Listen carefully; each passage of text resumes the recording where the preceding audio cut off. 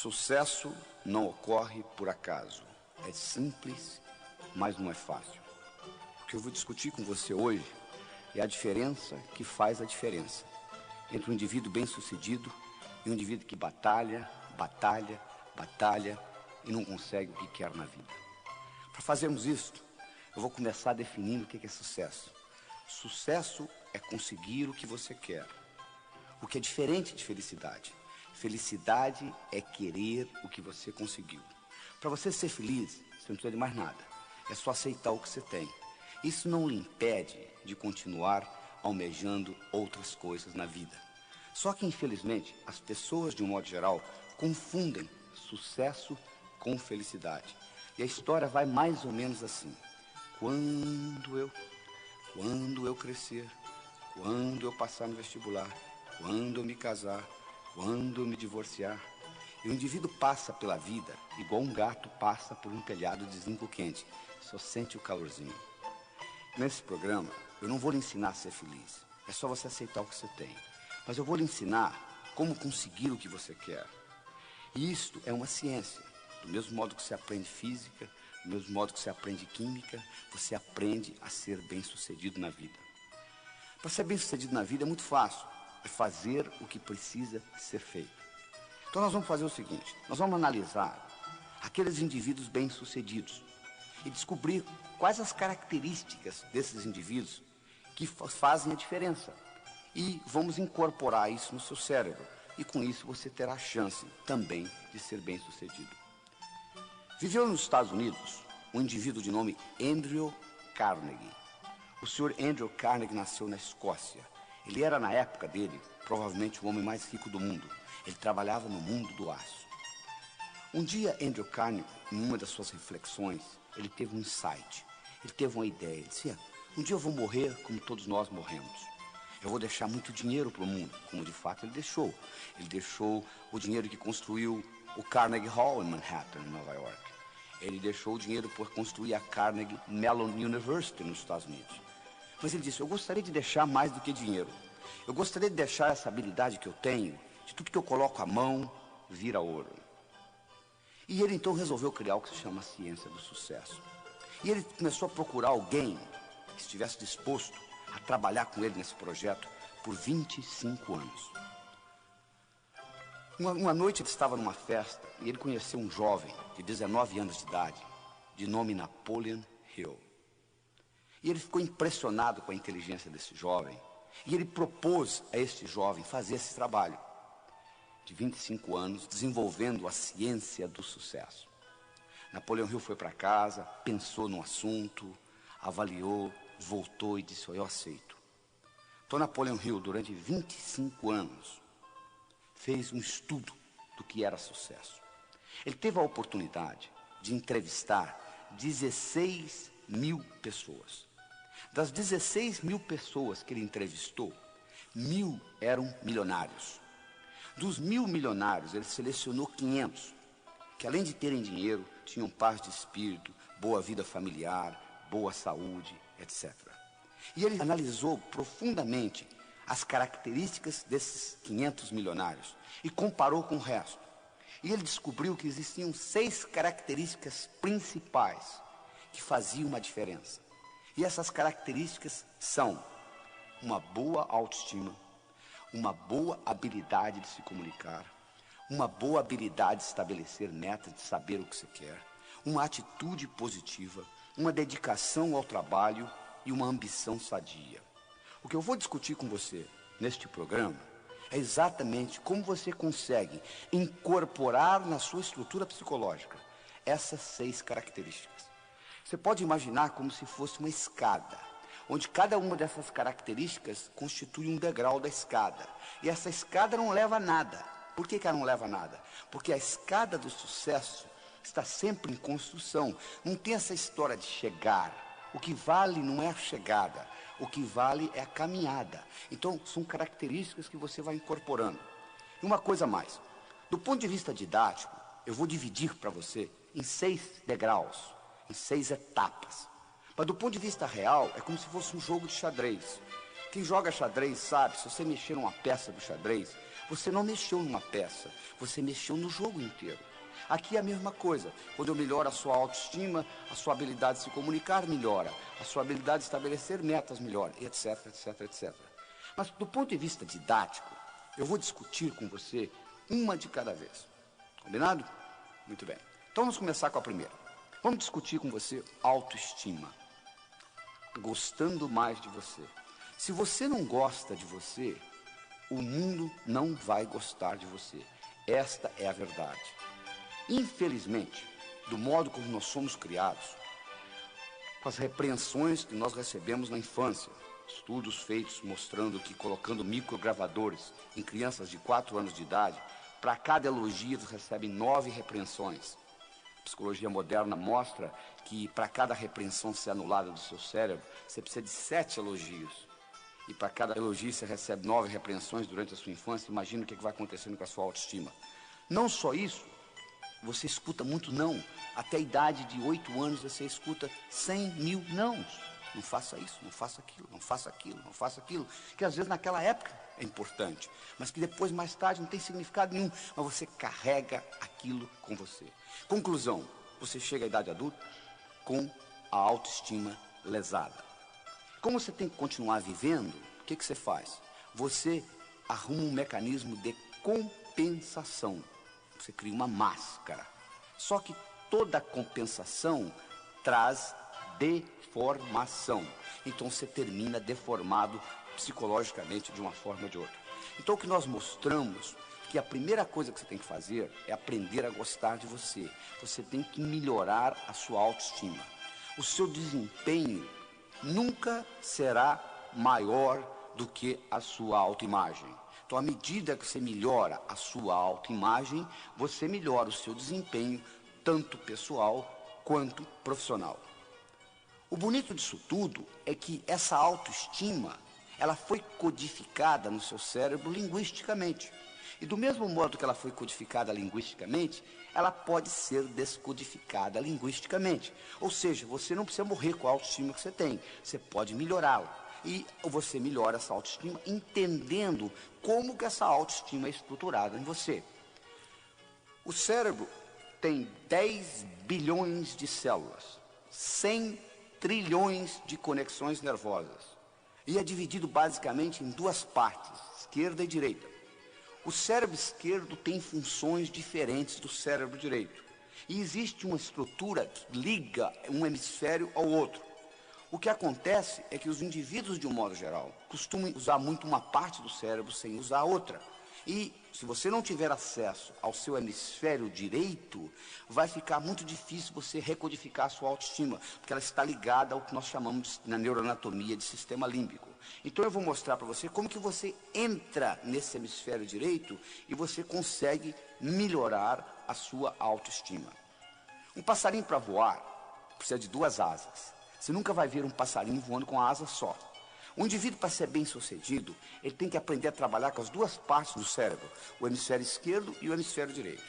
O hemisfério esquerdo, ele é verbal, ele é lógico, ele é matemático, ele é digital, ele é objetivo. O hemisfério direito, ele é holístico, ele é não verbal, ele é emocional, ele é global. O hemisfério esquerdo ele consegue ver a árvore, mas ele não consegue ver a floresta. O hemisfério direito ele consegue ver a floresta, mas ele não consegue ver a árvore. Então você precisa trabalhar com os 2. Enquanto você aprende a trabalhar com esses 2, que infelizmente na escola você não aprendeu, porque a educação no mundo ocidental é orientada predominantemente para o hemisfério esquerdo, então você tem pouco acesso ao hemisfério direito, e 99% do seu poder está a nível inconsciente, porque o hemisfério esquerdo é apenas a ponta do iceberg. Porque o poder, 99%, está no hemisfério direito, está a nível inconsciente. Se você não tem acesso a isso, você não tem acesso a uma grande parte do seu poder pessoal como ser humano. E além disso, você não consegue recodificar coisas que você codificou na infância.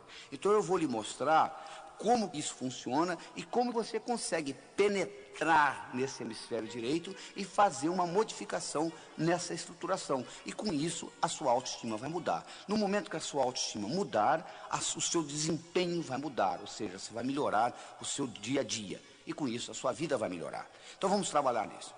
Primeira coisa que você tem que entender é o seguinte: você, para entrar no hemisfério direito, os seus músculos têm que estar relaxados. Você não consegue entrar no hemisfério direito com a musculatura contraída. Então você tem que aprender um processo de relaxamento. Nem que seja um relaxamento de 3, 4 minutos. Mas você tem que aprender a dar uma desligada.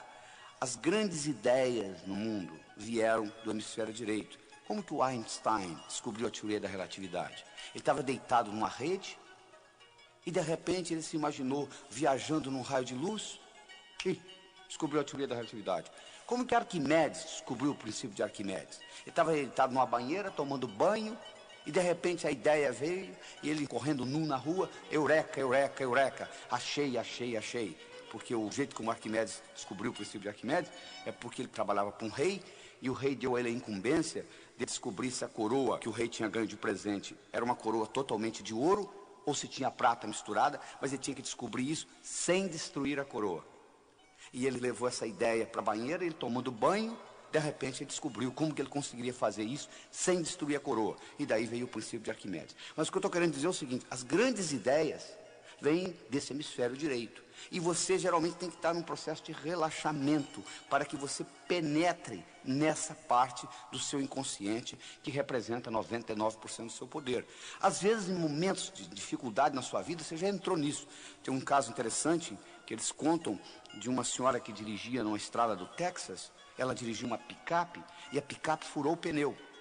E ela foi trocar o pneu da picape.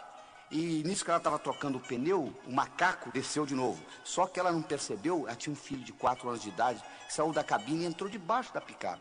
Na hora que o macaco enguiçou, o menino ficou preso debaixo da picape. Ela foi lá e levantou essa caminhonete. Ela com 50 quilos. Mas de onde que vem essa força? Vem do inconsciente. Do mesmo modo que essa força física foi gerada dessa parte do cérebro, nessa situação difícil, existe uma força mental também que vem do inconsciente, que você consegue despertá-la.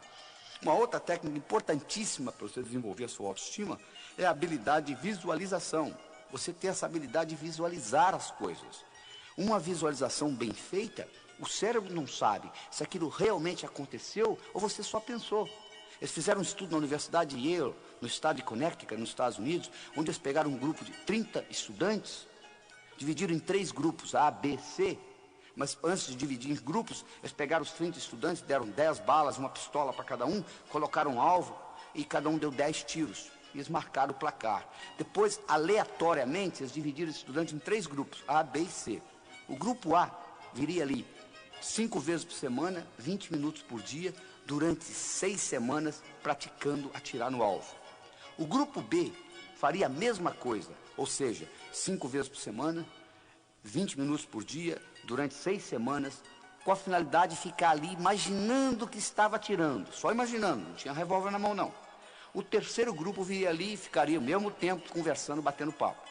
6 semanas depois eles foram retestados. O grupo que usou o revólver para praticar melhorou no placar 83%. O grupo que só usou a imaginação melhorou 82%. O grupo que não usou nada, nem o revólver, nem a imaginação, não melhorou absolutamente nada. Provando que o revólver era nada mais, nada menos, um instrumento para você imaginar, para você focalizar a sua mente. Olha o poder da visualização, é impressionante. E isso não é ensinado na escola. Você pode modificar muita coisa dentro de você à medida que você aprende a visualizar. O processo simples que eu ensino é o seguinte: você pega uma maçã na mão esquerda, uma laranja na mão direita, coloca na altura dos seus olhos, fecha os olhos e imagina a laranja e a maçã. Se você tem dificuldade, você abre os olhos, dá uma coladinha, torna a fechar, e com isso você vai começando a treinar, que é uma habilidade que você tem que treinar. A outra coisa importante para você desenvolver a sua autoestima é você sorrir. Existe uma conexão entre a musculatura da boca e o cérebro, e na hora que você sorri, se você estiver sorrindo mesmo forçado, libera um hormônio chamado beta-endorfina, e esse hormônio lhe faz bem. As pessoas que sorriem mais, de um modo geral, vivem mais. Você pode ir num lobby de um hotel, fica na saída de um elevador, quando sai um casal, por exemplo, você vai ver que o homem sai de cara feia, a mulher sai sorrindo. Você sabe que as mulheres vivem 8 anos e meio a mais do que os homens. Então, o sorriso é muito importante para facilitar a sua autoestima.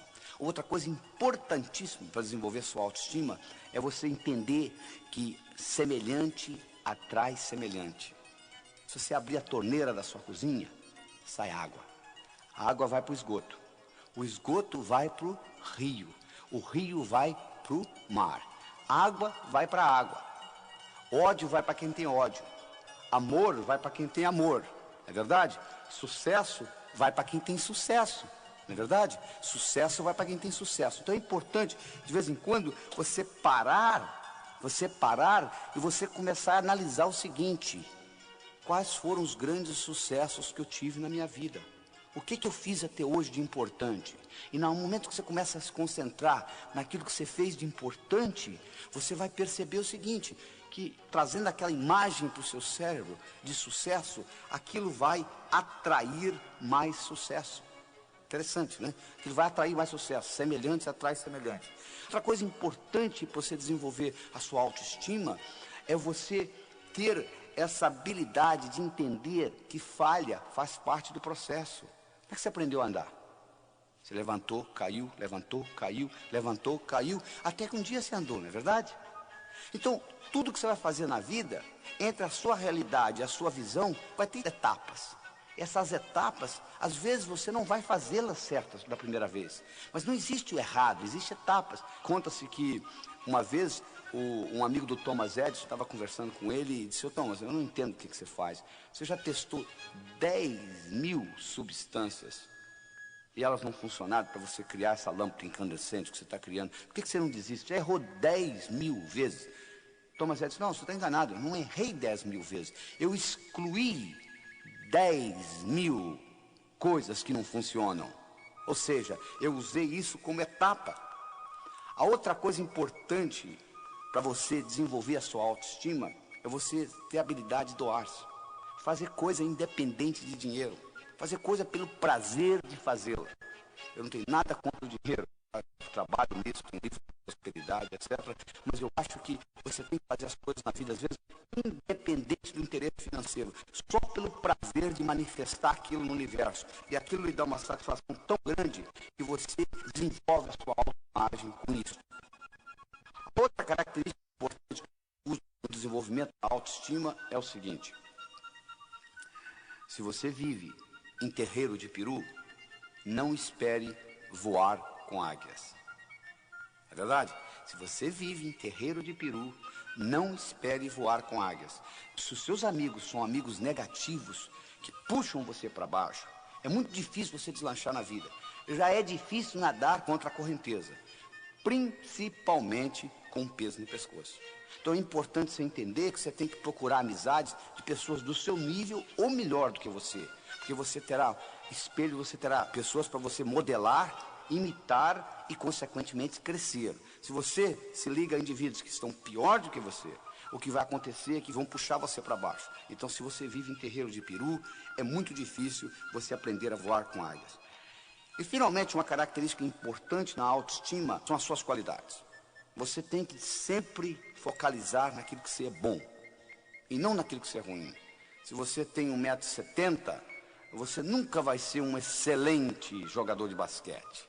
Por mais que você pratique, você pode praticar 24 horas por dia, 365 dias por ano. Você nunca vai ser um excelente jogador de basquete. Por quê? Sua altura, tendo 1,70 m, não é uma qualidade para jogar basquete. Você tem que procurar aquilo que você é bom e você capitaliza naquilo que você é bom. São Tomé dizia o seguinte: eu preciso ver para crer. Na minha opinião, São Tomé estava um pouquinho enganado. Eu acho que você precisa crer para ver. Tudo que aconteceu de importante no universo, todas as descobertas importantes, elas ocorreram antes de quem inventou vê-las. Ele viu primeiro na mente. Então, se você tem que ver para crer, pouca coisa vai acontecer na sua vida, que você tem que sempre presenciá-la primeiro para depois imitá-la. Você já pensou se todo brasileiro tivesse essa atitude? Eu só acredito que a crise brasileira vai passar o dia que ela passar. E todo mundo falasse do mesmo jeito, todo mundo ia ficar de braço cruzado, esperando essa crise passar. É verdade? Então o que você tem que fazer é o seguinte: você tem que crer para ver. Este é que é o segredo. Você tem que acreditar primeiro e depois colocar em prática. Porque tudo que acontece no universo físico, primeiro aconteceu na mente de alguém. Essa é a grande verdade. É muito importante você entender isso. E essa credibilidade, às vezes você é bloqueado pelas mensagens negativas que você recebeu durante a infância. Eu faço uma analogia muito interessante, seguinte: imagine aí imagine um jarro, que você põe uma pulga dentro desse jarro e você tampa o jarro. Imaginou? Agora, a pulga não vai gostar de ficar nesse jarro. Ela vai pular para sair do jarro. Então ela pula, ela bate na tampa, volta, bate, volta, bate, volta. Chega uma hora que a pulga vai cansar. Então ela vai pular mais baixo um pouquinho. Quando a pulga começar a pular mais baixo um pouquinho, você pode ir lá e destampar a tampa do jarro, que a pulga nunca mais vai pular fora do jarro. Você não acredita? Faça a experiência aí para você ver o que vai acontecer. Mas você não precisa fazer a experiência. Você está lembrado como é que eles treinam o elefante no circo? Eles pegam um elefante bebê, amarram uma corda no pescoço dele, amarram numa árvore. O elefante tenta sair, não consegue, tenta sair, não consegue, tenta sair, não consegue, até que o elefante desiste. No momento que o elefante desistiu, ele agora está condicionado. Quando ele é adulto, agora a única coisa que o palhaço tem que fazer é amarrar uma corda no pescoço dele e amarrar na perna do tamborete. E ele continua pensando que ele está amarrado numa árvore. Interessante, né? Porque ele está condicionado. Você não precisa ir ao circo. Olhe no espelho. É verdade. Tem muita coisa que você foi condicionado que hoje está obsoleto. Quando você tinha 7 anos de idade, sua mãe diz: não atravesse a rua sozinho. Perfeitamente. Quando você tinha 7 anos, aquilo era importante. Agora já não é tão importante. Agora você tem que atravessar sozinho. Bom, isso aí você já superou.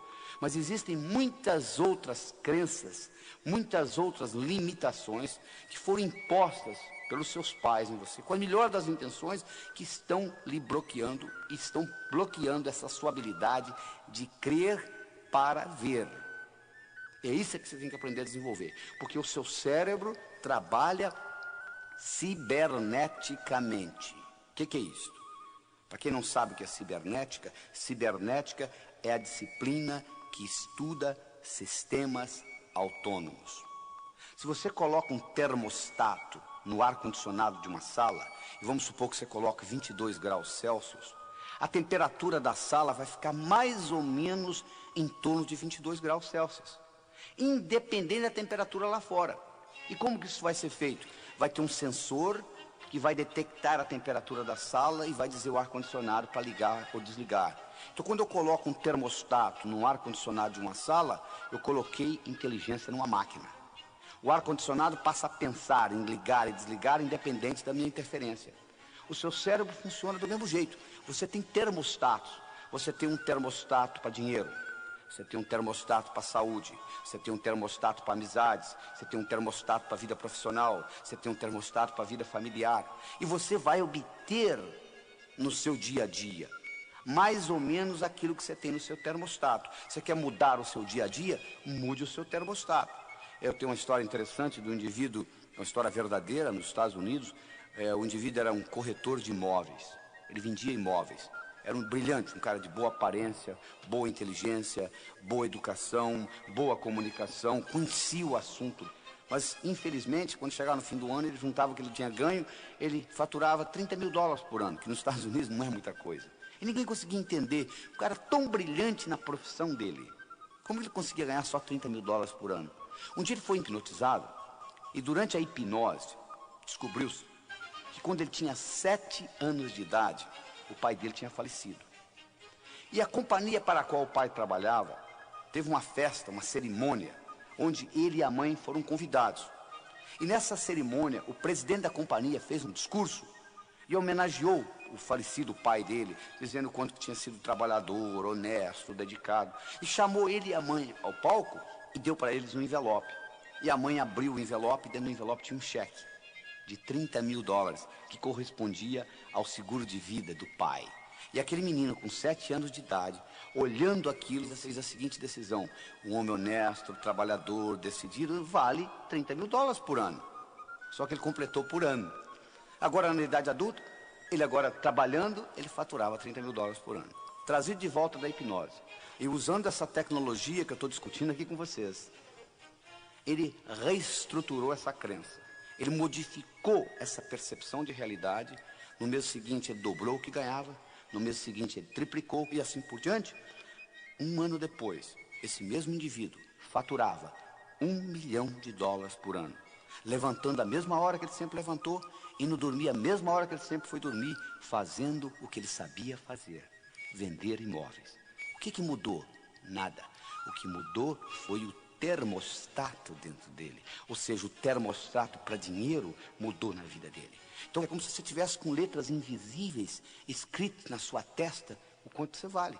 Está escrito aqui que você vale $10 mil na sua testa invisivelmente. O universo vai entregar $10 mil. Está escrito aqui que você merece um bom relacionamento, você vai encontrar um bom relacionamento. Então o segredo está em você ficar certo por dentro. E aí você vai ficar certo por fora. Não tem nada errado com o universo. O universo é um lugar abundante, paradoxal, feito para todo mundo ganhar. Só que você tem que estar certo. Porque se você não estiver certo, você muda de emprego, você muda de cidade, você muda de país. Você já percebeu que quando você muda de uma empresa para outra, o outro patrão, depois de 5, 6 meses, começa a parecer igual aquele antigo?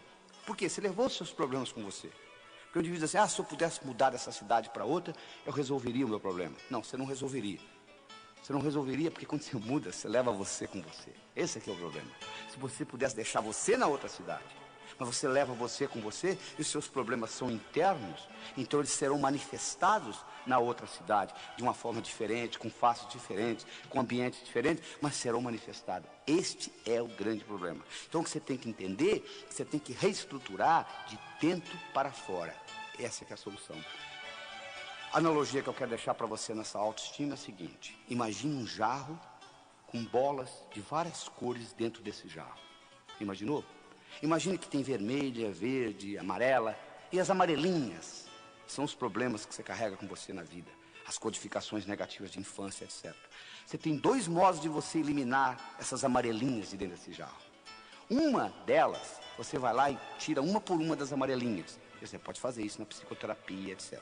A outra é você começar a colocar bolas vermelhas, verdes, bolas de outras cores dentro desse jarro, sob pressão, e automaticamente as amarelinhas serão eliminadas. Isso é um jeito de fazê-lo. Então comece a fazer planos, comece a estudar o que você quer fazer diferente, comece a valorizar mais o seu trabalho, valorizar mais a sua autoimagem, e com isso você vai notar que à medida que a sua autoimagem melhora, o seu desempenho melhora. Então esta é a primeira das 6 características importantes. Comunicação. Comunicação é fundamental em você conseguir o que você quer. Qual o valor de uma moeda de ouro no fundo do Oceano Atlântico, onde ninguém consegue chegar lá? Vale nada, não é verdade? O que adianta você ter conhecimento na sua cabeça se você não consegue se expressar? Não resolve absolutamente nada. Comunicação é uma habilidade essencial na sua vida pessoal e profissional. Deixa eu lhe perguntar uma coisa. O quanto de comunicação você aprendeu na escola? Praticamente nada, né? O que você sabe de comunicação, você aprendeu por autodidatismo ou por osmose. Ninguém nunca lhe ensinou como que o cérebro se comunica. Não é verdade? E é essencial para você entender isto. Então nós vamos discutir com você como que você consegue aumentar o que eu chamo a sua inteligência interpessoal. Como que você faz isso? Primeiro, você é julgado na vida por 4 coisas: o que você faz, a sua aparência, o que você diz e como você diz o que você diz.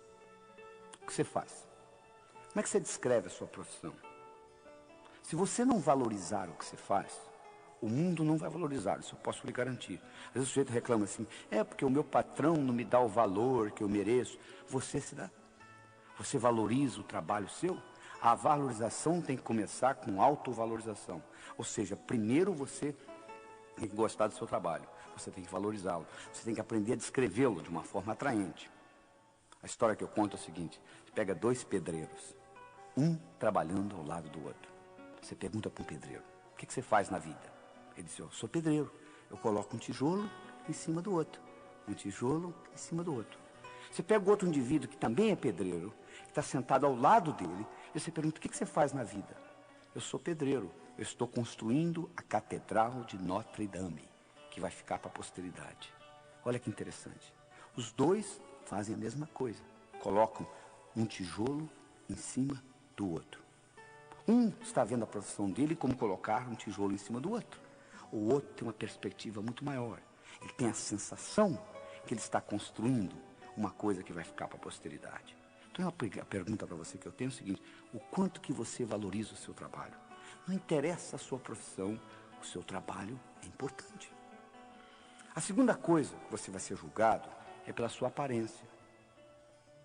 Você já imaginou se você encontrasse um indivíduo, se fosse num curso, fazer um curso sobre sucesso, e você encontrasse lá um indivíduo de jeans, furado no joelho, tênis desamarrado, camiseta, uma tatuagem no braço, mascando chiclete? Você diz, poxa, mas esse é um indivíduo que vai ensinar sucesso? A aparência é fundamental. Eu digo o seguinte: se você quiser servir o exército, não apareça lá com o uniforme da Marinha. Se você quer jogar no time do Flamengo, não entre em campo com a camisa do Fluminense. Ou seja, você tem que se vestir de acordo com a mensagem que você quer passar. Eles fizeram um estudo em Nova York, no metrô de Nova York, na época que o metrô era 75 centavos. Eles pegaram um estudante, colocaram 50 centavos na mão dele e disseram o seguinte: ó, você vai ficar aqui na porta do metrô e vai abordar as pessoas do seguinte modo. Você vai dizer assim: ó, esqueci minha carteira em casa e o metrô é 75 centavos, eu tenho 50. Dá para completar 25 para ir para casa? O estudante fez isso durante 1 hora. Ganhou $6. Nada mal, né? Na segunda hora, eles colocaram uma gravata nele. Ele ganhou 18. 3 vezes mais. Os psicólogos fazendo o estudo pensaram: vai ver que, sabe o que aconteceu? Ele ganhou know-how, ele aprendeu como solicitar. Por isso que ele conseguiu mais na segunda hora do que na primeira. Aí o outro disse: não, mas deve ser por causa da gravata. Não é, vamos tirar a dúvida. No dia seguinte, eles fizeram o inverso. A primeira hora, o estudante ficou de gravata. A segunda hora, ele ficou sem gravata. Aí, na primeira hora, ele ganhou 3 vezes mais do que a segunda. Além disso, não só ele ganhou mais, teve gente que deu dinheiro para ele para comprar o jornal, sem ele pedir. Olha que interessante. Isso é só para mostrar o valor da aparência. Por exemplo, nos Estados Unidos, mais do que no Brasil, o valor de você estar de gravata é importantíssimo. Então, se você quer servir exército, não apareça lá com o uniforme da Marinha. É importante você cuidar da sua aparência. Então, a primeira coisa que é importante é você saber descrever bem o que você faz. Valorizar o seu trabalho. A segunda coisa importante é a sua aparência. Quer dizer, você tem uma aparência que é agradável. A terceira coisa importante é o que você diz. É importante o que você diz, porque você vai expressar a sua inteligência. Se você não está certo de uma coisa, fique calado. Porque enquanto você estiver calado, eles não sabem se você é inteligente ou não. Mas no momento que você falar besteira, eles vão detectar imediatamente que você não é tão brilhante naquele assunto. Então, quando você não sabe, escute. Por isso nós temos 2 ouvidos e uma boca só. Porque nós somos construídos para escutar mais do que falar. Ainda tem mais. Toda vez que você fala, a sua pressão aumenta, sabia? Toda vez que você escuta, a sua pressão diminui. Então existe um reflexo cardiovascular entre você falar e ouvir. Quando você fala, a pressão sobe. Quando você escuta, a pressão desce. Então, escutando, não só você está fazendo bem para o seu corpo, porque você está com a pressão diminuída, como também você está aprendendo. É um jeito de você aprender. E quarta característica, não só o que você fala, mas como você fala. Eu poderia trazer alguém aqui que fizesse essa apresentação do mesmo jeito que eu estou fazendo, usando o mesmo vocabulário. A apresentação poderia ser muito melhor ou muito pior, porque não é só o que eu falo que está sendo contado aqui, é como eu falo, que ênfase que eu dou às palavras, de que modo que eu coloco a energia, isso tudo conta. Vou provar isso para vocês. Escute essa frase. Eu não disse que ele roubou o dinheiro. Eu não disse que ele roubou o dinheiro. Quem foi que disse? Eu não disse que ele roubou o dinheiro. Como que você se expressou? Eu não disse que ele roubou o dinheiro. Quem foi que roubou? Eu não disse que ele roubou o dinheiro. Como que ele conseguiu? Eu não disse que ele roubou o dinheiro. O que foi então que ele roubou? Olha só, a mesma frase tem 5 significados diferentes, dependendo de onde você coloca a ênfase. Não é verdade? Às vezes tem briga de marido e mulher, a mulher pergunta para o marido: bem, você está com raiva? Não! O que você acha? Não é só o que você diz que conta, mas como você diz. Então são essas 4 características importantes na sua comunicação. O modo que você expressa e valoriza a sua profissão, como é que você apresenta o que você faz, a sua aparência, o que você diz e como você diz. E como você diz tem muito a ver com o movimento dos olhos. Através do movimento dos olhos, você pode se tornar mais inteligente, mais criativo, melhorar a sua memória, melhorar a sua comunicação e até a sua vida sexual, através do movimento dos olhos. Você pode movimentar seus olhos em 9 posições diferentes. Você pode olhar para cima, para a esquerda, para o centro, para a direita. Você pode olhar na horizontal, para a esquerda, para o centro, para a direita. Você pode olhar para baixo, para a esquerda, para o centro, para a direita. Vou repetir aí, olha só. Você pode olhar para cima, para a esquerda, para o centro, para a direita. Você pode olhar na horizontal, para a esquerda, para o centro, para a direita. Você pode olhar para baixo, para a esquerda, para o centro, para a direita. Vamos esquecer as posições centrais, que não tem nada a ver com essa nossa apresentação aqui de hoje. Sobram 6 posições. Você pode olhar para cima, para a esquerda, para a direita. Você pode olhar na horizontal, para a esquerda, para a direita. Você pode olhar para baixo, para a esquerda, para a direita. De acordo com a posição do olho, você vai ativar áreas diferentes dentro do seu cérebro. É verdade. Vamos explicar isso melhor. O abecedário do pensamento tem 3 letras. O que é isso? É o seguinte: todo pensamento que você tem, por mais simples ou complexo que ele seja, ele pode ser desmembrado em 3 componentes, que eu chamo de letras do pensamento: imagem, som e sentimento. Vou provar isso para você. Recorde alguma coisa agradável que ocorreu no seu passado. Então, olha aí, veio uma imagem no seu cérebro, com ou sem sons, dependendo do que aconteceu lá, o barulho do mar, o vento, ou a música, ou alguém conversando, não é verdade? E a sensação é agradável, porque eu solicitei um evento agradável. Todo o pensamento, por mais simples ou complexo, você pode desmembrá-lo em imagem, som e sentimento. É assim que o cérebro trabalha. Ora, o interessante é que através do movimento dos olhos, você consegue perceber se a pessoa dentro do cérebro está trabalhando com imagem, com som ou com sentimento, naquele momento. Então, quando eu olho para os seus olhos, eu não sei o que você está pensando, mas eu sei como que você está pensando.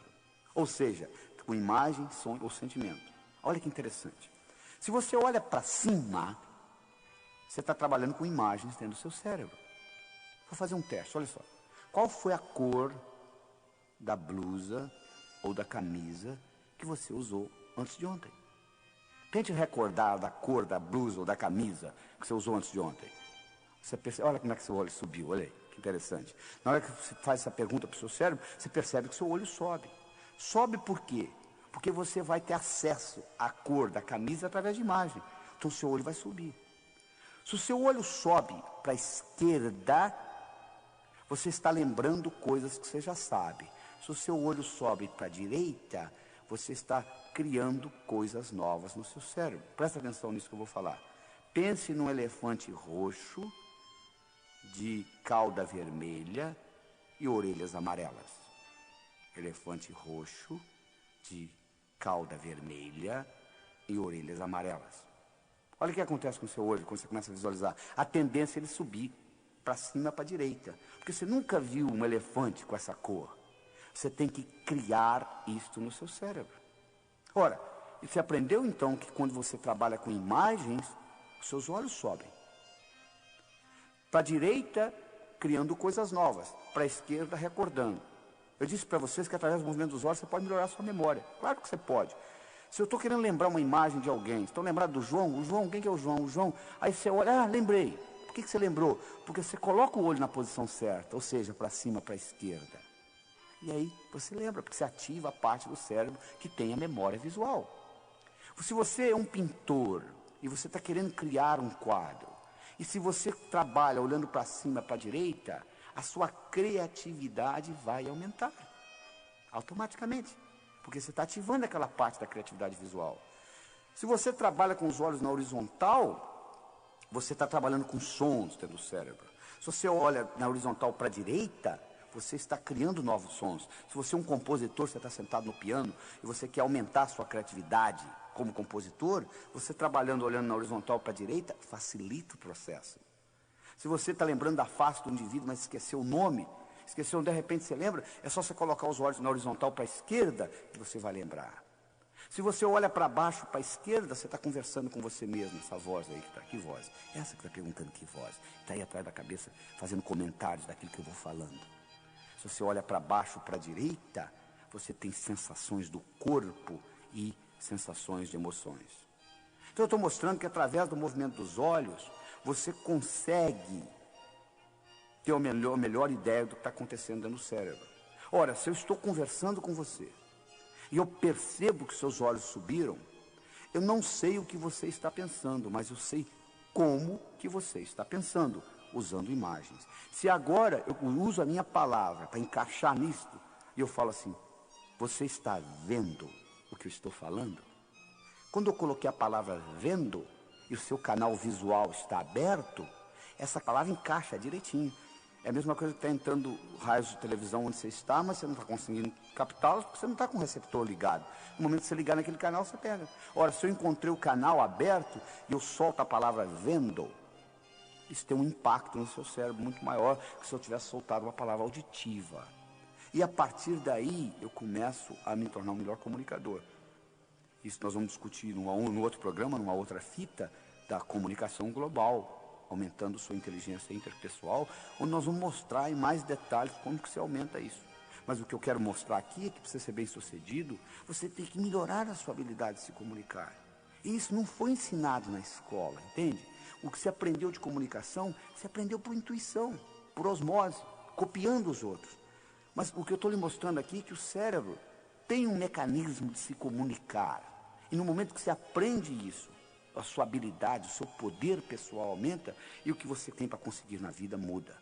Então é muito importante você entender que comunicação é fundamental, é essencial. Eu vou repetir aquilo que eu falei no começo. Qual o valor de uma moeda de ouro no fundo do Oceano Atlântico, onde ninguém chega lá? Não adianta nada. Não adianta você ter conhecimentos brilhantes dentro do seu cérebro se você não consegue se comunicar com o mundo. Não é verdade? Então é isso que está aí. Então nós já discutimos duas coisas.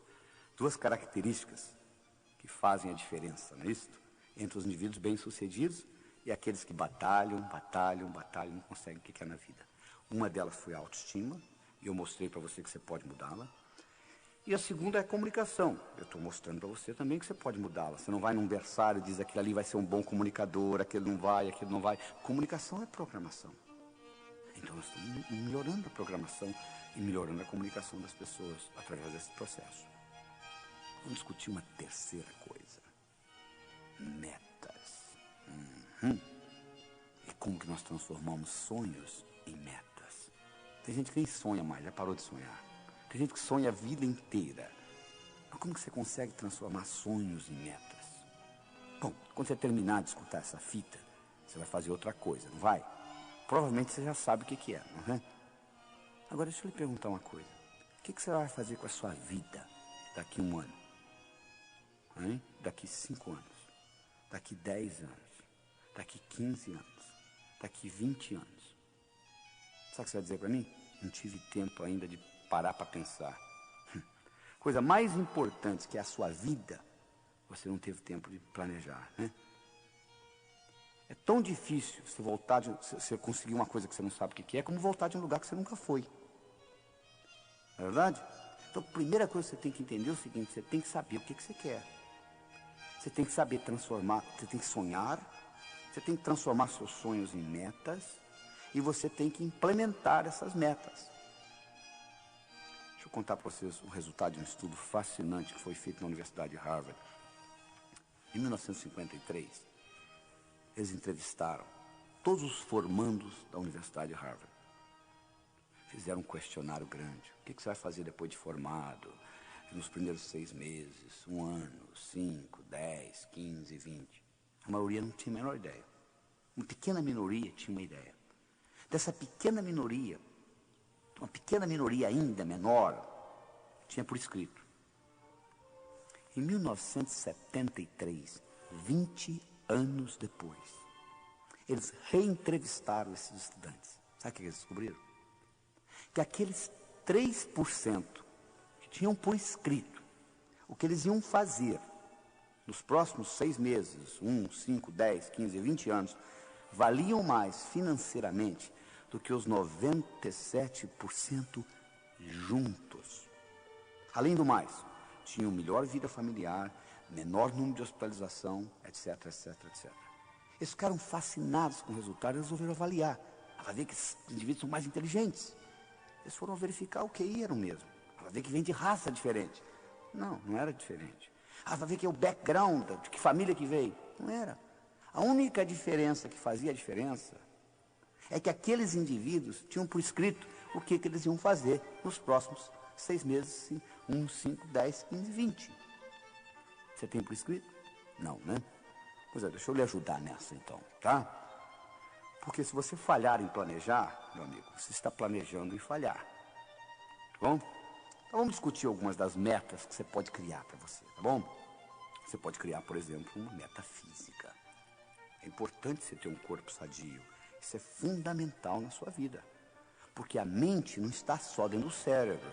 A mente está no corpo inteiro.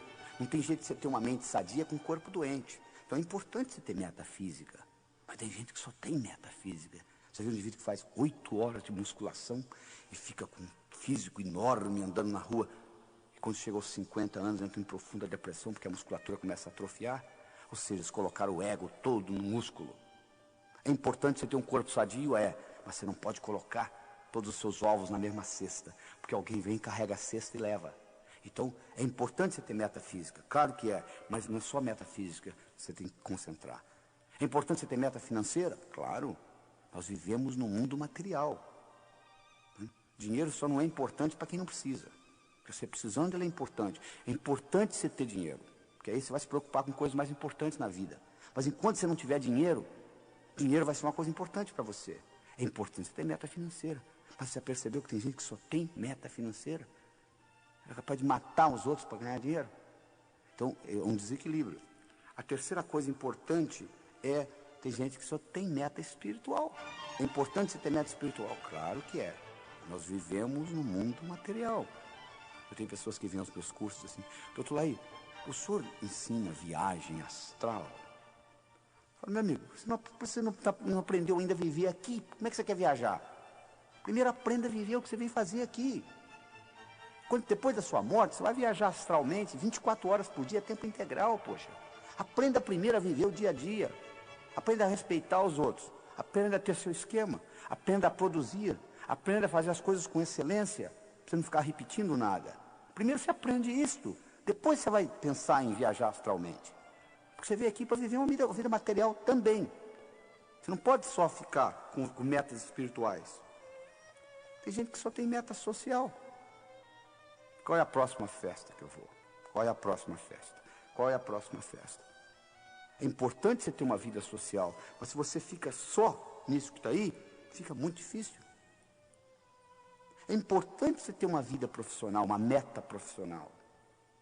Fundamental. Mas se você só tem meta profissional, você infarta aos 40, não sabe por quê. Os seus filhos crescem, você nem tem oportunidade de brincar com eles. Então você tem que equilibrar tudo isso. É importante você ter uma meta familiar. Nossos filhos são muito importantes.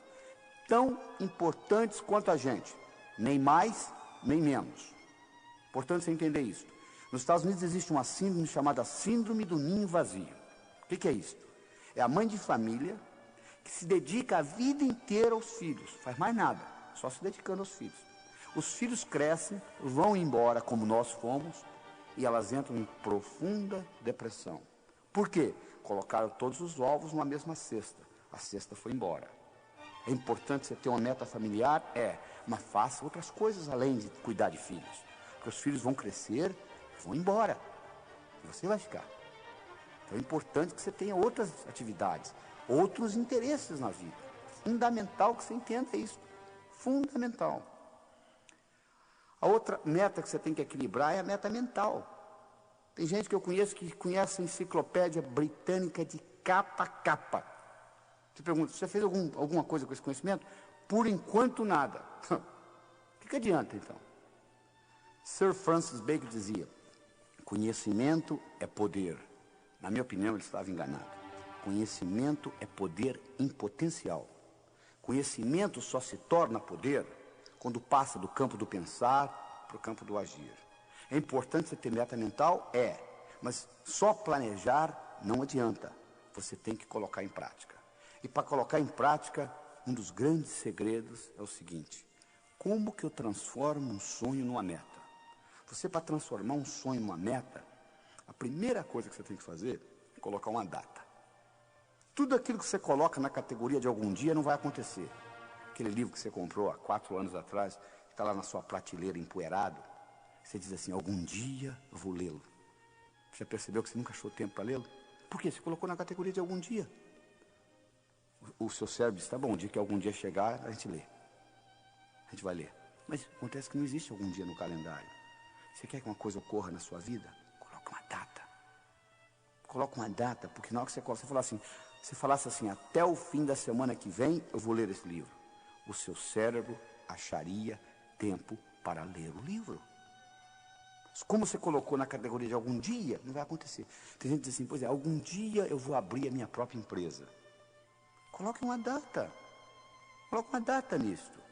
Eu me lembro, em 1980, eu era diretor executivo da Ciba Geiger nos Estados Unidos. Em 1989, eu resolvi sair da companhia. Eu decidi que eu ia sair da companhia no dia 31 de dezembro de 1989. Dia 6 de julho, que era dia do meu aniversário, de 89, eu declarei internacionalmente para todas as companhias que eu viajava no mundo inteiro pela Ciba Geiger, eu declarei o seguinte: ó, no dia 31 de dezembro eu estarei saindo da companhia. E espalhei para todo mundo, para não ter jeito. Quando chegou o dia 31 de dezembro eu não tinha escolha, eu tinha que sair mesmo, porque senão minha moral ia ficar muito baixa, porque eu tinha falado para todo mundo que eu ia sair. Eu determinei uma data, saí no dia 31 e criei minha própria companhia. Se eu tivesse dito: algum dia eu vou sair da companhia, eu estaria até hoje trabalhando para eles. Então é importante você aprender a transformar os seus sonhos em metas. Deixa eu lhe dar outras características importantes com relação a metas. Primeiro, meu amigo, a meta tem que ser sua. Por que você está estudando medicina? Porque o papai gosta. Então manda seu pai fazer o vestibular de medicina se ele gosta tanto. Você tem que fazer uma coisa que seja sua. Entende? Você goste. A segunda coisa, você tem que estar comprometido, nem envolvido não, é comprometido. As pessoas chegam para mim e dizem assim: como é que faz para ter sucesso como o senhor tem? Eu falo: sucesso é muito fácil, é só fazer o que precisa ser feito.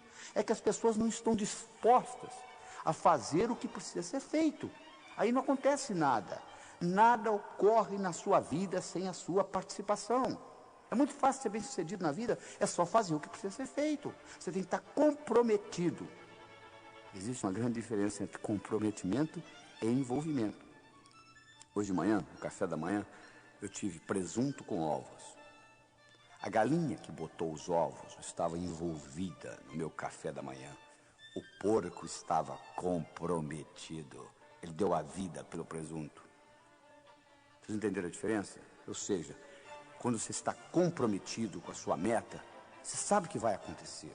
Não interessa os obstáculos, você vai vencê-los. Sua meta tem que ser grande, meu amigo. Você tem que mirar na lua. Porque se você errar, você não vai estar entre as estrelas. Faça metas grandes. Quando você contar para os seus amigos, eles não acreditam. Aí tá bom. Quando eu mudei para os Estados Unidos em 1976, falei para um amigo meu: em 3 anos eu vou ensinar cardiologia para americano. Ele riu de mim e disse: como é que pode? Você está vindo lá do Brasil, vai ensinar cardiologia para americano? Sabe quanto tempo levou? 8 meses. Eu dei a minha primeira apresentação em Washington, D.C. para 400 cardiologistas. Quando eu contei para o meu amigo que eu ia ensinar cardiologia para americano, ele riu. Eu sabia que o tamanho estava bom, não precisava aumentar. Se ele acreditasse, eu teria que aumentar. Você tem que fazer a meta grande. Como eu disse, você tem que mirar na lua, porque se você errar, você ainda vai estar entre as estrelas. Você tem que fazer metas a longo prazo. 5, 10, 15, 20 anos. Porque se você fizer meta a longo prazo e seu chefe lhe der uma bronca amanhã de manhã, não vai estragar seu dia. Você diz: não, estou interessado para frente. Isso aqui é apenas uma etapa para chegar lá. Então é importante você entender essa característica. Você tem que planejar. Se você falha em planejar, você está planejando em falhar, meu amigo. É importante você entender essa característica. Você tem que ter atividades diárias. Você diz assim: eu quero ser milionário em 5 anos. Bom, como que você vai estar daqui a 4, daqui a 3, daqui a 2, daqui a 1, daqui a 6 meses, daqui a 30 dias? Daqui 7 dias. O que você vai fazer amanhã de manhã para ser milionário daqui 5 anos? Não é só esperar os 5 anos passar e acabou, não. Você tem que dividir as suas metas. E o bacana é quando você corta elas em pedacinhos, é como comer um salame. Você não come um salame inteiro. Mas se eu cortar fatia por fatia com uma cervejinha, você acaba comendo o salame todo. As metas é a mesma coisa. Se você vê-las como um todo, elas assustam. Mas se você quebrá-las em pedacinhos, muito importante. É também importante você descobrir onde você está com relação à sua meta. Você liga para mim e fala assim, doutor Laí, como que eu chego a São Paulo? Eu lhe pergunto, onde você está? Ah, não sei. Então, se eu me desculpar, eu não posso lhe orientar. Porque se você estiver ao norte, eu vou lhe falar para dirigir sul. Se eu estiver ao sul, eu vou lhe falar para dirigir norte. Mas se você disser para mim, eu não sei. Eu me lembro de um caso de um americano, eu estava dando um curso, um americano falou assim, eu quero $50 mil na minha conta até o fim do ano. Eu falei, perfeito, é específico, tem data. Quanto você tem? Ele disse, não sei. Poucos dias depois ele me ligou, ele disse, você não vai acreditar, doutor, eu dei uma checada nas minhas contas todas, somei. Você sabe quanto que eu tenho no banco? $55 mil. Engraçado, né? Você estava pedindo uma coisa que você já tinha, né? Tem muita gente que faz isso na vida. Ah, se eu tivesse talento... O que você acha que é talento, meu amigo? Você acha que o pianista senta lá e começa a tocar piano? Talento é resistência na musculatura glútea. É sentar lá e praticar. Porque quanto mais você pratica, mais sortudo você fica. Então é importante você entender isso. Se você não sabe o que você quer, é muito difícil você conseguir as coisas. Tá bom? Até lá.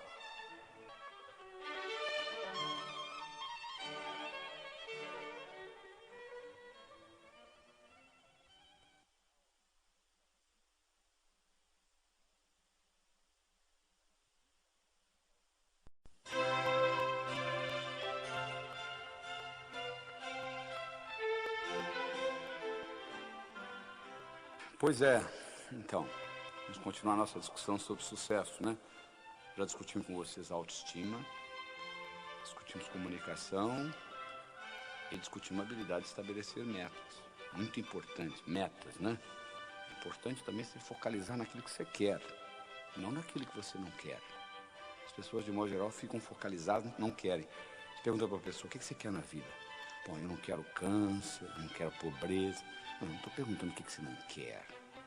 Quero saber o que você quer. Se você se concentra naquilo que você não quer, ao invés de se concentrar naquilo que você quer, é como se você estivesse dirigindo um carro, olhando pelo retrovisor. Você sabe de onde você está vindo, mas você não sabe para onde você está indo. Vou repetir esta, tá? Se você se concentra naquilo que você não quer, ao invés de se concentrar naquilo que você quer, é como se você estivesse dirigindo um carro, olhando pelo retrovisor. Você sabe de onde você está vindo, você não sabe para onde você está indo. Esse é o problema. Muito bem. Nós agora vamos discutir a quarta característica do que Napoleon Hill encontrou naqueles 500 milionários. E essa característica é a atitude. A atitude que você tem com relação às coisas. Se eu lhe apresento um copo pela metade de água, você pode vê-lo metade cheio ou metade vazio. O copo está pela metade. Você pode enfatizar no que tem ou no que está faltando. Os indivíduos bem-sucedidos, de um modo geral, eles têm a tendência de ter o foco naquilo que tem, não naquilo que está faltando. Ou seja, eles têm uma atitude positiva. Para você entender isso bem, você tem que entender que o que conta não é o que acontece, mas sim como você responde ao que acontece. Isso é que conta. É importante você entender isso. Deixa eu dar um exemplo pessoal meu, para você entender melhor. Meu pai faleceu quando eu tinha 16 anos de idade. Ele faleceu no dia 12 de abril. Eu tenho uma filha de 11 anos, de nome Cristine, e ela nasceu no dia 12 de abril. E eu ficava naquele dilema, quando chegava o dia de aniversário dela, eu ficava naquele dilema. Eu devo ficar triste, porque é aniversário de morte do meu pai, ou devo ficar alegre, porque é aniversário de nascimento da minha filha? Eu tinha aquele dilema comigo. Um dia eu voltando do cinema com a mãe dela, e ela me perguntou, quando foi? Que mês que seu pai faleceu? Eu falei, abril. Que dia? 12. Ela falou, não é interessante? O seu pai faleceu no mesmo dia que a Cristina nasceu? Você nunca tinha falado isso? Eu falei, é. Foi interessante. Você perdeu uma pessoa que você gostava tanto e Deus lhe entregou de volta uma pessoa que você ama tanto. Na mesma data, 12 de abril. Pom! Alguma coisa aconteceu no meu cérebro. A data não mudou. Meu pai continuou falecendo no dia 12 de abril, minha filha continuou nascendo no dia 12 de abril. Mas o modo como eu passei a interpretar o aniversário dela mudou totalmente. Então, o que conta na sua vida não é o que acontece, mas sim como você responde ao que acontece. E para você entender isso melhor, eu vou introduzir uma nova palavra no seu vocabulário. É a palavra paradigma. O que é paradigma? Paradigma é o modo como nós percebemos o mundo. É a água para o peixe. O paradigma nos explica que nós estamos dentro de uma borda e como nós somos bem-sucedidos nesses limites. Vou dar um exemplo.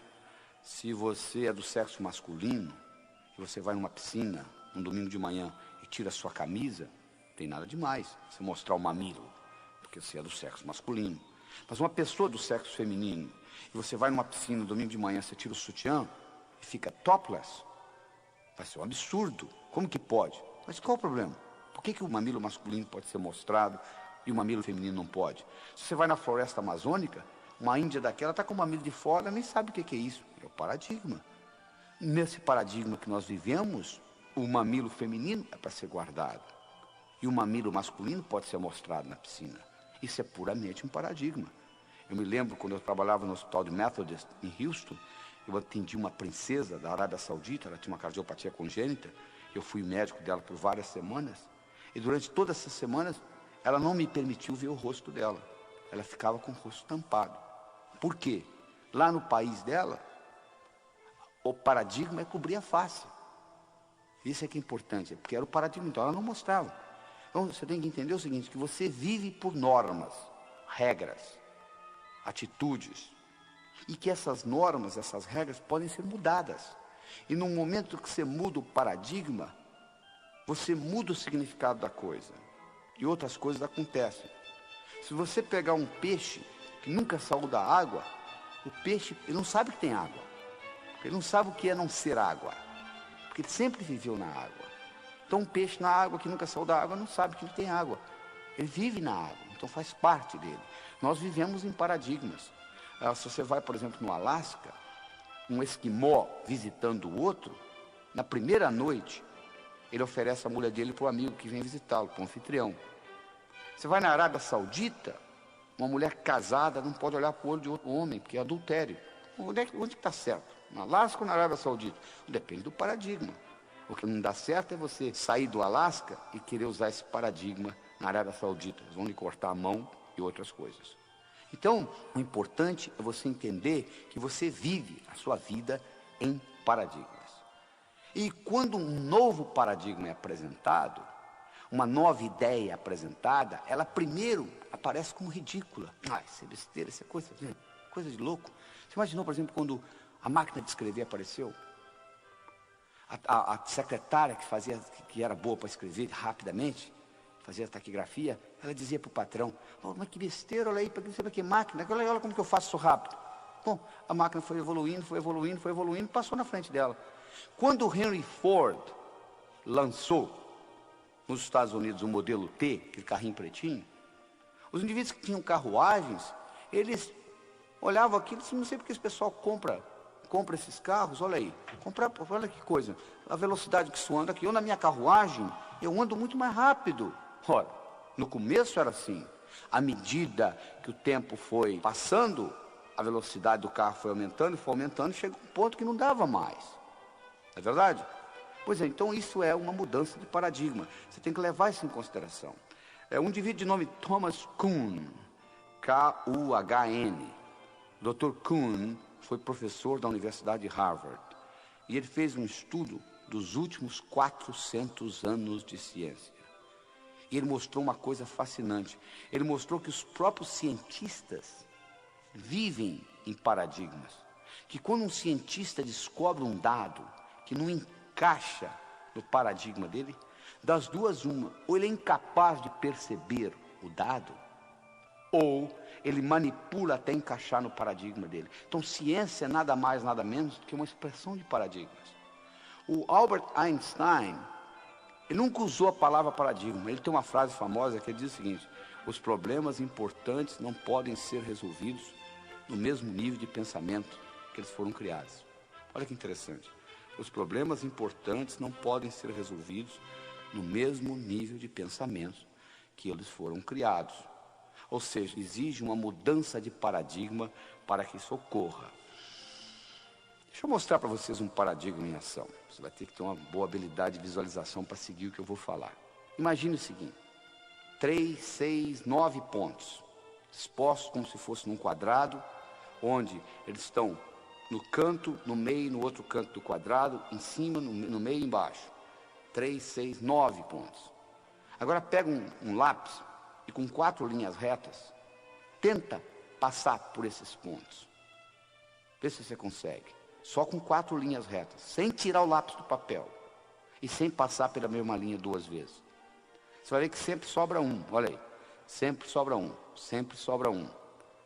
A não ser que você saia do quadrado. Que quadrado? Você que criou o quadrado. Se você vai lá embaixo, se você está tendo dificuldade em visualizar, você pode passar lá na livraria e abrir o Sucesso Não Ocorre Por Acaso, que eu tenho essa explicação lá no livro. Você vai ver o seguinte, que agora você consegue, interessante. Antes você não conseguia. De repente, quando você muda o paradigma, você consegue. Na vida é a mesma coisa. Às vezes você não está conseguindo fazer dentro do paradigma que você vive. Você muda o paradigma e isso ocorre. Então deixa eu lhe ensinar como é que você muda o paradigma. Vamos pegar o seguinte, vamos pegar uma coisa interessante. Vamos fazer uma hierarquia de ideias aqui, tá bom? Olha só. Pega a palavra transporte. Tá? Bom, transporte. Como é que você pode ter transporte? De carro, de navio, de avião, de trem. Não é verdade? Pega a palavra carro. Como é que você pode? Ó, você tem Volkswagen, você tem Ford, tem Chevrolet. Vamos pegar Ford. A Ford, você tem vários carros. Você tem Del Rey, você tem um carro chamado Taurus. Ó, pega o carro Taurus, por exemplo, que é o melhor carro que a Ford tem. Você pega o carro Taurus, você pode olhar a parte mecânica dele, você pode olhar a lataria e etc. Estão sentindo? Ó, transporte, carro, Ford, Taurus, lataria, etc. Deixa eu lhe perguntar uma coisa. Se eu fosse para lhe oferecer um emprego, o que você gostaria de ser chefe? Você gostaria de ser chefe da lataria do Taurus ou do Taurus como um todo? Você dizia, claro que eu quero ser chefe do Taurus como um todo. O que você gostaria de ser chefe, do Taurus ou você gostaria de ser chefe da Ford? Ah, claro que é da Ford. O que você gostaria de ser chefe? Da Ford ou você gostaria de ser chefe de carros? Ah, claro que é de carros. Eu ia mandar na Ford, na Volkswagen, na BMW, etc. O que você gostaria de ser chefe? De carros ou de transportes? Claro que é de transporte. Você ia mandar em navio, avião, trem. Olha que interessante. Há uma hierarquia de ideias. Ora, se eu estou tendo um problema com carros, vamos supor que eu estou tendo um problema com carros em São Paulo. Está demais. Então eu tenho um problema com carros. Como que eu resolvo o problema? Só se eu mudar o paradigma. Como que eu mudo o paradigma? Eu faço a seguinte pergunta. Com que finalidade que existe carro? Transporte. Olha, eu já mudei hierarquicamente para a coisa de cima, para o nível superior. Que outros exemplos eu tenho de transporte? O trem, metrô. Ah, metrô. Então vamos resolver o problema com o metrô. Olha, para eu colocar metrô em São Paulo, o que eu fiz? Eu peguei carros, eu subi hierarquicamente, eu vi a coisa de um ângulo diferente, eu fui acima no paradigma, eu desci pelo outro lado. Interessante. Será que isso me ajuda no dia a dia? Claro que ajuda. Observe esta. Você está brigando com a sua esposa, discutindo com ela sobre a educação dos seus filhos. E vocês estão naquela discussão ferrenha. Agora, se você pergunta para ela assim, qual é a finalidade de você discutir desse jeito? Ela vai dizer, para o bem-estar do meu filho. Aí eu lhe pergunto, e qual que é a finalidade de você discutir? Para o bem-estar do filho. É engraçado, num nível acima, vocês estão brigando pela mesma coisa. Ou seja, bem-estar do seu filho. Ora, no nível acima vocês estão concordando. Se vocês estão concordando no nível acima, se vocês se deslocarem para o nível superior, haverá concordância, haverá acordo. É muito mais fácil você concordar nesse nível do que na briga lá embaixo. O que você fez? Você saiu do paradigma que você estava brigando. Então, quando você começa a entender essa ideia de paradigmas, você começa a ter mais sucesso na vida. Eu vou dar para vocês uns exemplos práticos, tá? De história. Pegue a palavra Made in Japan, feito no Japão, 1960. feito no Japão em 1960. Barato, copiado, baixa categoria. Made in Japan, 1990. Feito no Japão nos anos 90. Alta qualidade, caro, né? Olha como é que mudou o paradigma japonês. Em 30 anos mudou tudo. Hoje, quando você fala de uma coisa japonesa, é alta qualidade, é alta sofisticação, é alta tecnologia. Houve uma mudança de paradigmas. É verdade? Vamos pegar, por exemplo, o seguinte. Vamos imaginar que eu estivesse conversando com você há 20 anos atrás, tá? E eu lhe fizesse a seguinte pergunta. Qual é o país no mundo que vai continuar dominando o mundo de relógios? Você diria sem nenhuma hesitação: Suíça. Vem fazendo isso há 50, vai continuar fazendo isso há 50, não é verdade? A Suíça, em 1979, ela tinha 65 mil suíços trabalhando no mundo de relógios. Em 1982, 3 anos depois, ela tinha 15 mil suíços. 50 mil suíços foram mandados embora. Sabe por quê? Porque o relógio eletrônico foi lançado no mercado pelos japoneses, a Seiko, e pelos americanos, Texas Instruments. A Suíça controlava o mundo de relógio, enquanto o relógio era mecânico. Quando o relógio eletrônico foi lançado, houve uma mudança de paradigmas no mundo de relógios. Sabe qual a ironia do destino? Sabe quem inventou o relógio eletrônico? Esse que você deve estar usando aí, que é usado a bateria, 99% das pessoas usam hoje. Sabe quem inventou o relógio eletrônico? Não foram os japoneses, nem tampouco os americanos. Quem inventou o relógio eletrônico foi um suíço. Ele apresentou para os diretores, eles falaram: que relógio? Não tem rubi, não tem mola mestre, não dá corda, isso não é relógio. E o relógio eletrônico foi lançado. Então a Suíça perdeu todo o mercado que ela tinha. Por quê? Houve uma mudança de paradigmas no campo de relógios. Quando o Henry Ford lançou nos Estados Unidos o modelo T, que é aquele carrinho pretinho, bonitinho, né? Sabe o que as fábricas de carruagens fizeram? Aumentaram produtividade. Fizeram a roda mais leve, diminuíram o preço. Mas ninguém queria comprar carruagem mais. Todo mundo queria o modelo T do Henry Ford. Hoje, se eu lhe der uma carruagem de presente, você mora numa zona metropolitana, você vai dizer: não, muito obrigado, não quero, não tenho, só, mal na minha garagem dá para parar meu carro, eu não tenho lugar para colocar o cavalo.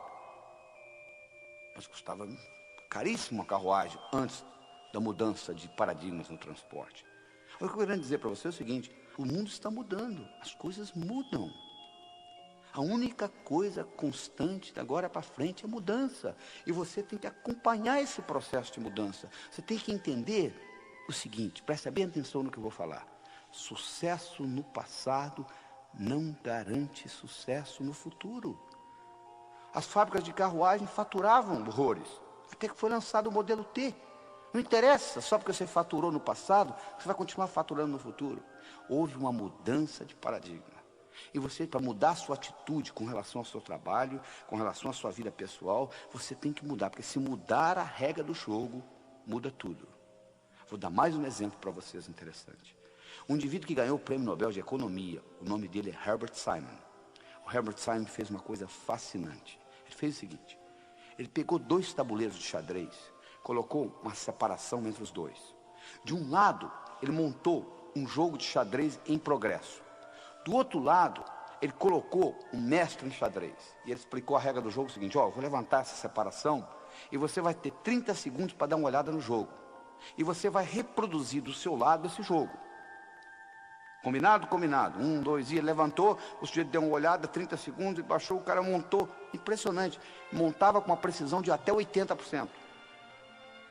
Eles pegaram indivíduos que sabiam mexer com as peças, mas não eram grandes jogadores de xadrez. Fizeram o mesmo estudo. Colocaram o indivíduo lá de lado e disse: vou levantar 30 segundos, dá uma olhada, reproduza no seu tabuleiro. Reproduziram. Precisão, 30%. Quase que aleatório.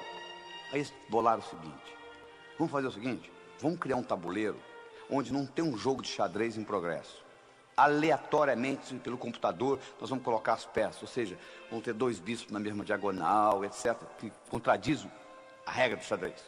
Chamaram o mestre de xadrez de novo, colocaram de lá, 1, 2, e levantaram, fecharam. Chamaram o indivíduo que estava começando a jogar xadrez. Sabe quem ganhou dessa vez? O principiante. Por quê?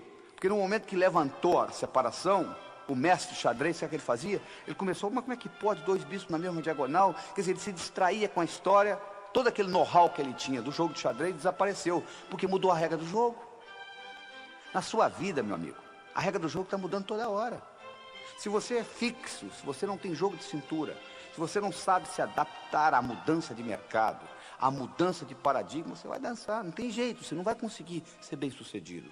É importante que você entenda o seguinte: agora para frente, a única coisa constante é a mudança. Só para você ter uma ideia, o volume de informação no mundo dobra a cada 4 anos.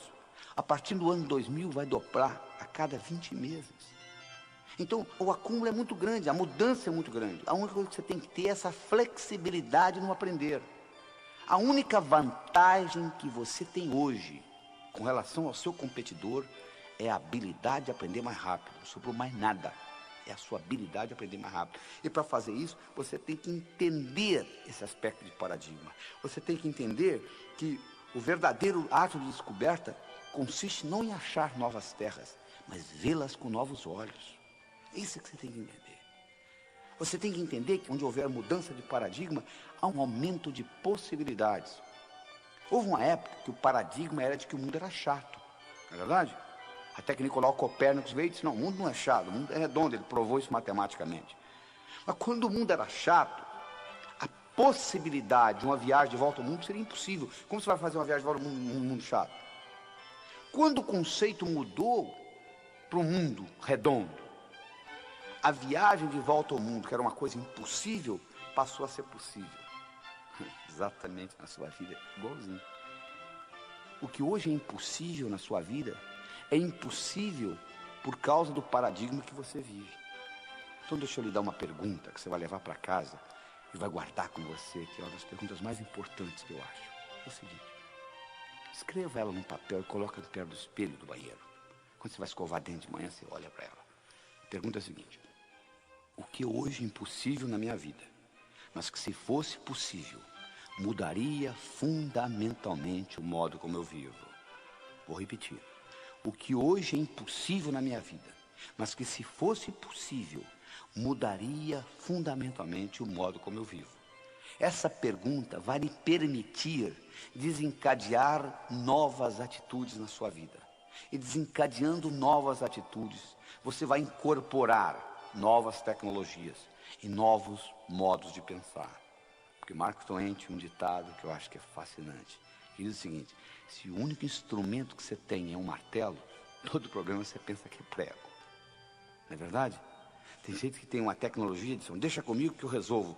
Mas só tem isso, porque eu faço isso há 15 anos, porque eu tenho 15 anos de experiência nessa empresa. E eu vou analisar. Eu disse: não, meu amigo, você não tem 15 anos de experiência. Você tem 1 ano 15 vezes, é totalmente diferente. Você aprendeu no primeiro ano e repetiu 14.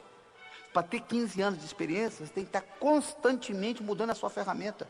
Se essa única ferramenta que você tem é um martelo, todo problema na empresa você vai pensar que é prego.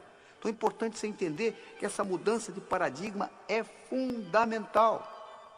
E nessa mudança, quando você responde essa pergunta, o que é hoje impossível na minha vida, mas que se fosse possível, mudaria fundamentalmente o modo como eu vivo, e vem a resposta, você tem que em seguida fazer uma segunda pergunta. E se eu implementasse desse jeito, como que seria? Você tem que fazer uma certa antecipação dentro da sua cabeça. Olha só, você vai concordar comigo. Se você anda, você tem que ver metros na sua frente, senão você bate. Se você dirige um carro, você tem que ver quarteirões na sua frente, senão você bate. Você está dirigindo um carro a 70 km por hora, passa uma pessoa correndo na frente, não dá tempo de você parar. Se você pilota um avião a 1000 km por hora, você tem que ver milhas na sua frente, senão você bate. Se aparecer um obstáculo a 500 metros, você já bateu. Conclusão: quanto maior é a velocidade que você se locomove, maior tem que ser a sua habilidade de antecipar o futuro. E hoje nós vivemos numa velocidade muito grande. Então a sua habilidade de antecipar o futuro é fundamental. E essa pergunta que eu estou lhe dando lhe ajuda a ser um explorador do futuro. Você começa a explorar o que vai vir para frente. O que hoje é impossível na minha vida, mas que se fosse possível, mudaria fundamentalmente o modo como eu vivo. E correspondida a essa pergunta, você faz a segunda: e se?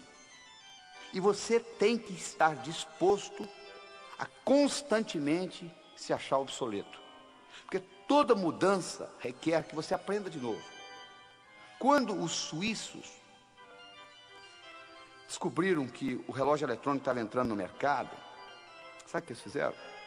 Um relógio Patek Philippe, antes do relógio eletrônico, tinha uma precisão de 1/30 de segundo. Sabe qual a precisão de um relógio eletrônico, desses baratinhos que você compra na feira por $5? É 1/30.000 de um segundo. Sabe o que os suíços fizeram quando os relógios eletrônicos foram lançados? Eles aumentaram a precisão de 1/30 para 1/60 de segundo. O que é 1/60 comparado com 1/30.000? Se o único instrumento que você tem é um martelo, todo problema você pensa que é prego. Eles acharam que iam resolver mecanicamente. Não resolveram. Finalmente eles descobriram que não dava jeito. Eles tiveram que entrar no mercado eletrônico. Quando os suíços decidiram entrar no mercado eletrônico, eles tiveram que voltar a estaca zero. Toda vez que você muda um paradigma, você tem que voltar a estaca zero. Eles tiveram que aprender eletrônica com os japoneses e os americanos. Então, todas as vezes que você faz uma mudança de paradigma, você tem que voltar a estaca zero. Você tem que admitir que você é obsoleto naquilo. É importante você entender isso. O único jeito de você crescer é você dizer, eu estou obsoleto nisso, deixa eu aprender com quem sabe. Mas tem gente que é arrogante. Arrogância é cegueira cognitiva. Há, por exemplo, uma grande mudança de paradigmas no mercado, por exemplo, de gerenciamento. Antigamente, o bom gerente era o cara que resolvia problemas e reagia à situação. Hoje, o bom gerente é um indivíduo que antecipa o futuro. Ele questiona o que está para vir e ele identifica oportunidades. É para isso que você ganha, para identificar oportunidades. Isso é importante você entender. E outra coisa importante de você mudar o paradigma é você entender, existe uma metáfora criada por Paul Cordes e Dodd Lynch nos Estados Unidos, onde eles fazem uma comparação seguinte, que você pode viver a sua vida em 3 tipos de estratégias diferentes. Você pode ser uma carpa, um tubarão ou um golfinho. Carpa é aquele indivíduo que é a vítima do mundo. Coitado de mim, estou sofrendo. Eles fizeram isso comigo. O tubarão é o indivíduo que está engolindo os outros. É sempre do jeito dele. E o golfinho é um indivíduo que, quando ele está perto de uma carpa, a carpa pensa que ele é tubarão. Quando ele está perto de um tubarão, o tubarão pensa que ele é carpa. Mas na realidade ele não é nem carpa nem tubarão. Ele é golfinho. E a filosofia do golfinho é o seguinte: para eu ganhar, você não precisa perder. A não ser que você insista. Aí o problema é seu. Por quê? Porque o universo é um lugar potencialmente abundante, feito para todos ganhar. Para eu ganhar, você não precisa perder. E esse conceito é uma mudança de paradigma, é uma mudança de atitude que nós precisamos fazer na nossa civilização. Porque se nós continuarmos com o paradigma do ganha-perde que nós temos no momento, que se deteriorou para perde-perde, principalmente aqui no Brasil, se nós continuarmos com esse paradigma, nós vamos destruir o planeta, porque não vai ter planeta aqui para os nossos netos e bisnetos. Nós temos que aprender a fazer mais com menos. Este que é o grande segredo, essa que é a grande mudança de atitude. Não é aumentar o número de funcionários, não é aumentar o orçamento, não é aumentar o número de horas. É você ser mais excelente naquilo que você faz. E com isso você vai aprender a fazer mais com menos. Você vai produzir mais e menor número de horas. E assim por diante. Essa palavra é resumida do seguinte modo: sinergia. Todo o universo é construído sinergeticamente. Toda a geometria universal é sinergética. E menos do que 0,00001% da população no mundo tem ideia do que a palavra sinergia quer dizer. E sinergia quer dizer o seguinte: o todo é maior que a soma das partes. 1 mais 1 é igual a 4, você muda a matemática. E para você fazer sinergia, você tem que trabalhar com comunicação, respeito mútuo, intuição. E nesse processo de vários cérebros, nesse network, nessa combinação, a somatória do time é maior do que cada indivíduo individualmente. Isso é uma mudança de paradigma essencial para a sobrevivência do planeta. Então, no momento que você muda essa atitude, que você passa a ter a atitude que para eu ganhar você não precisa perder, a não ser que você insista, você muda a sua percepção com relação ao universo. E por incrível que pareça, quando você passa a jogar o jogo do ganha-ganha, você vai ter mais chances de ganhar também e ser mais bem-sucedido na vida. O Napoleão Hill mostrou que aqueles indivíduos que começaram pobres e se tornaram ricos, eles descobriram esse processo, descobriram o processo do ganha-ganha. Então todo mundo ganhando. E com isso nós terminamos essa parte da atitude. Então lembre-se do seguinte, o que é importante não é o que acontece com você, mas como você responde ao que acontece com você. Nós falamos no começo desse programa, nós íamos discutir 6 características que fazem a diferença. A diferença que faz a diferença entre um indivíduo bem-sucedido e um indivíduo que batalha, não consegue chegar a lugar nenhum. Nós vamos discutir agora as 2 restantes, trabalho e ambição. Vamos começar com o trabalho. O único lugar que eu conheço que sucesso vem antes de trabalho é no dicionário. Sucesso é com S, trabalho é com T. Por outro lado, trabalho sozinho não traz sucesso. Olha o operário de fábrica. Ele levanta cedo, carrega uma marmita com ele, trabalha o dia todo, volta para casa à noite, faz isso anos e anos e anos e aposenta com salário mínimo. Sucesso só vem antes de trabalho no dicionário. Trabalho sozinho não traz sucesso. Onde que está o segredo? Isso é que você vai aprender agora. O segredo está no seguinte: para você ser bem-sucedido, você tem que fazer as coisas acontecerem. Tem que gerar ação. Só que o bonito é que, para fazer acontecer, não significa necessariamente que você as faça. Escutou bem? Fazer acontecer não significa que você tenha de fazê-las. Existe uma coisa chamada delegação. Uma palavra bonita que pouca gente entende o significado. Eu vou explicar para você aqui qual o significado da palavra delegação. Delegação significa o seguinte: eu vou solicitar a alguém fazer no meu lugar, alguém este que eu sei de antemão que vai fazer pior do que eu faço. Eu já sei de antemão. E vou solicitar por 2 razões. Primeiro, porque eu, delegando, vai me dar tempo livre para fazer outras coisas mais importantes. E segundo, tão importante quanto a primeira, eu vou dar ao outro indivíduo a oportunidade de crescer.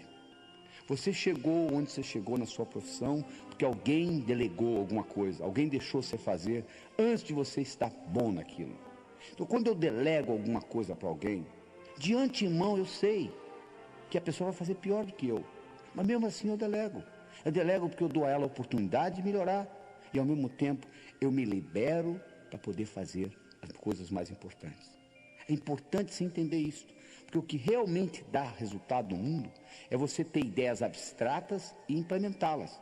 Quanto mais abstrata for a sua ideia e implementada, que ter só ideia também não adianta, mais rendimento você vai ter.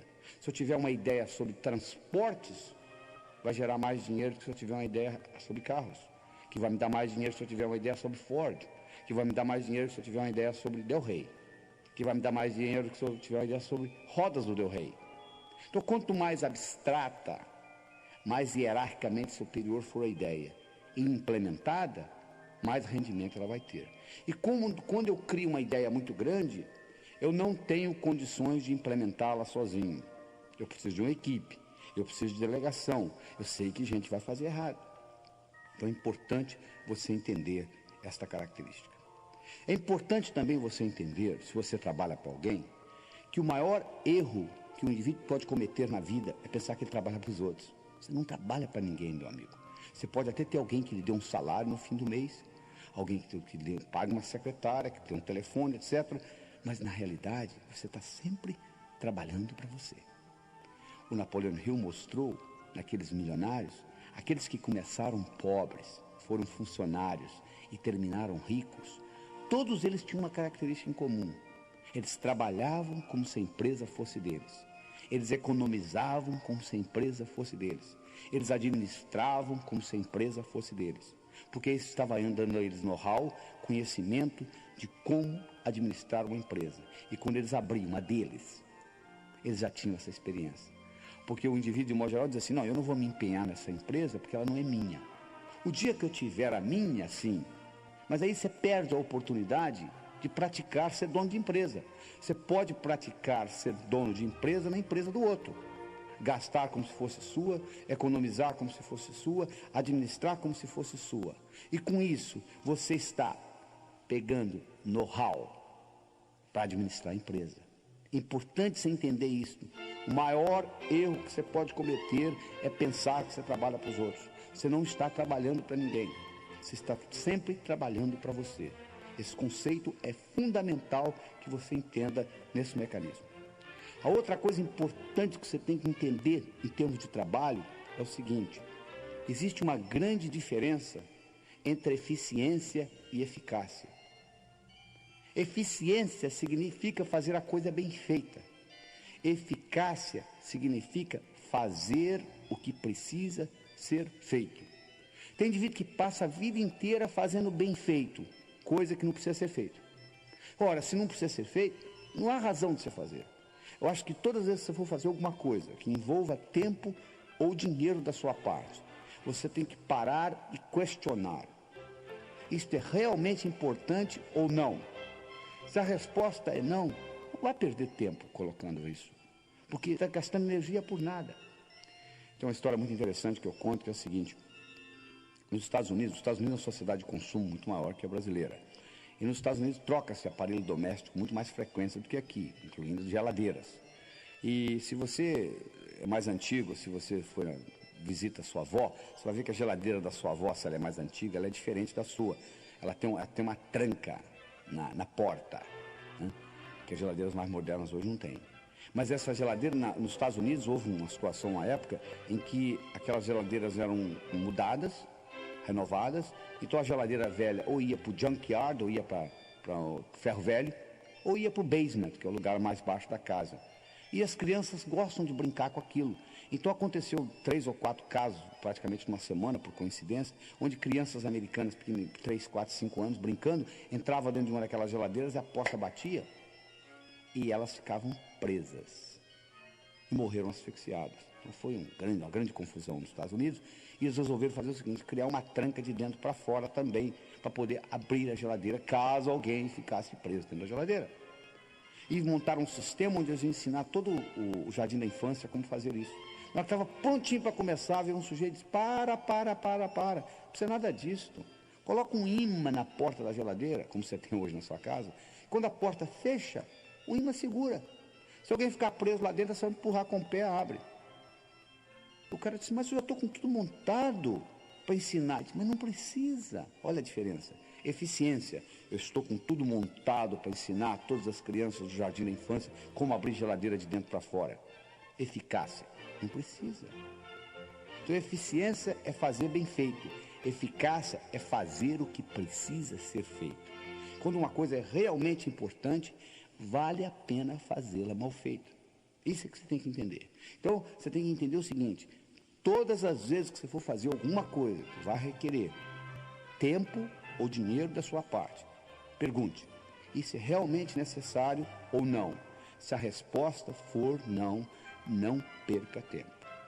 É importante você entender isso. É importante também se entender no seu trabalho que, se você tem a função, se você quer ter a função de líder, existem certas características de liderança no trabalho. Por exemplo, o líder é um visionário. Ele tem uma visão. É importante você ter uma visão. E a visão geralmente tem que ser maior do que a instituição. Nunca pode ser uma visão de uma empresa ganhar dinheiro. Pode ser consequência. A empresa está lá para ganhar dinheiro. A empresa tem que ter lucro, senão tem que fechar. Mas não pode ser visão. Visão é importante, uma visão maior para servir a sociedade. E como consequência você ganha dinheiro. O indivíduo, para ser líder, tem que entender de realidade. Ele tem que saber qual que é o mercado. Porque se você não entender do mercado do seu produto, não tem jeito de você ir para frente. Então você tem que levar em consideração isso. Você tem que levar em consideração que você tem que ter coragem para implementar coisas, para transformar a realidade em visão. E todas as vezes que você falar alguma coisa, fizer alguma coisa, ou ser alguém no sentido de mudança, meu amigo, você vai ser criticado. Você tem que entender o seguinte: criticismo faz parte do sucesso. Você, para ser bem sucedido profissionalmente, você tem que estar disposto a ser criticado. Porque o único jeito, eu tenho uma fórmula mágica para você: você nunca será criticado na vida. É muito simples. Não fale nada, não faça nada, não seja ninguém. Porque no momento que você falar alguma coisa, no momento que você fizer alguma coisa, ou no momento que você for alguém, você vai ser criticado. Então, uma das coisas que você tem que treinar bem cedo é o seguinte: eu vou ser criticado. Eu vou ser criticado no meu trabalho, eu vou ser criticado na minha empresa, eu vou ser criticado no meu bairro se eu fizer alguma coisa diferente. Toda vez que você sair fora do que eu chamo a boiada. O que eu chamo da boiada? Se tiver uma boiada, se um boi cair no buraco, você sabe que o outro que vem atrás cai também? Porque o boi, a única coisa que ele faz é olhar no traseiro do outro. Se um caiu no buraco, o outro cai. O cavalo já não é a mesma coisa. Se um cavalo cair no buraco, o outro não cai. Então, se você faz parte da boiada, ninguém lhe incomoda, porque estão um seguindo o outro. No momento que você saiu fora da boiada, diz: olha, eu tenho uma coisa diferente para lhe mostrar. Imediatamente, criticismo vai começar na sua vida. Faz parte do esquema. É impossível você ser bem-sucedido sem ser criticado. Então é importante você entender isso. Então essas características são fundamentais para você entender esse aspecto do trabalho. Então, você nunca trabalha para ninguém, você está sempre trabalhando para você, você tem que fazer as coisas acontecerem. Não significa que você tenha de fazê-las, você pode delegar. Isso aí é importante você conceber isso. E que a diferença entre eficiência e eficácia.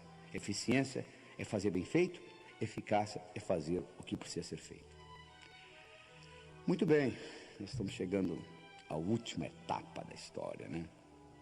Ambição. Ambição. O indivíduo chega para mim e diz assim: doutor Laíra, eu não quero mais nada na vida. Eu digo para ele: está na hora de você morrer. Mas por quê? Porque a vida é um constante aprender. Você só aprende fazendo. Você diz que não tem mais nada para fazer, então na hora de você ir embora, então.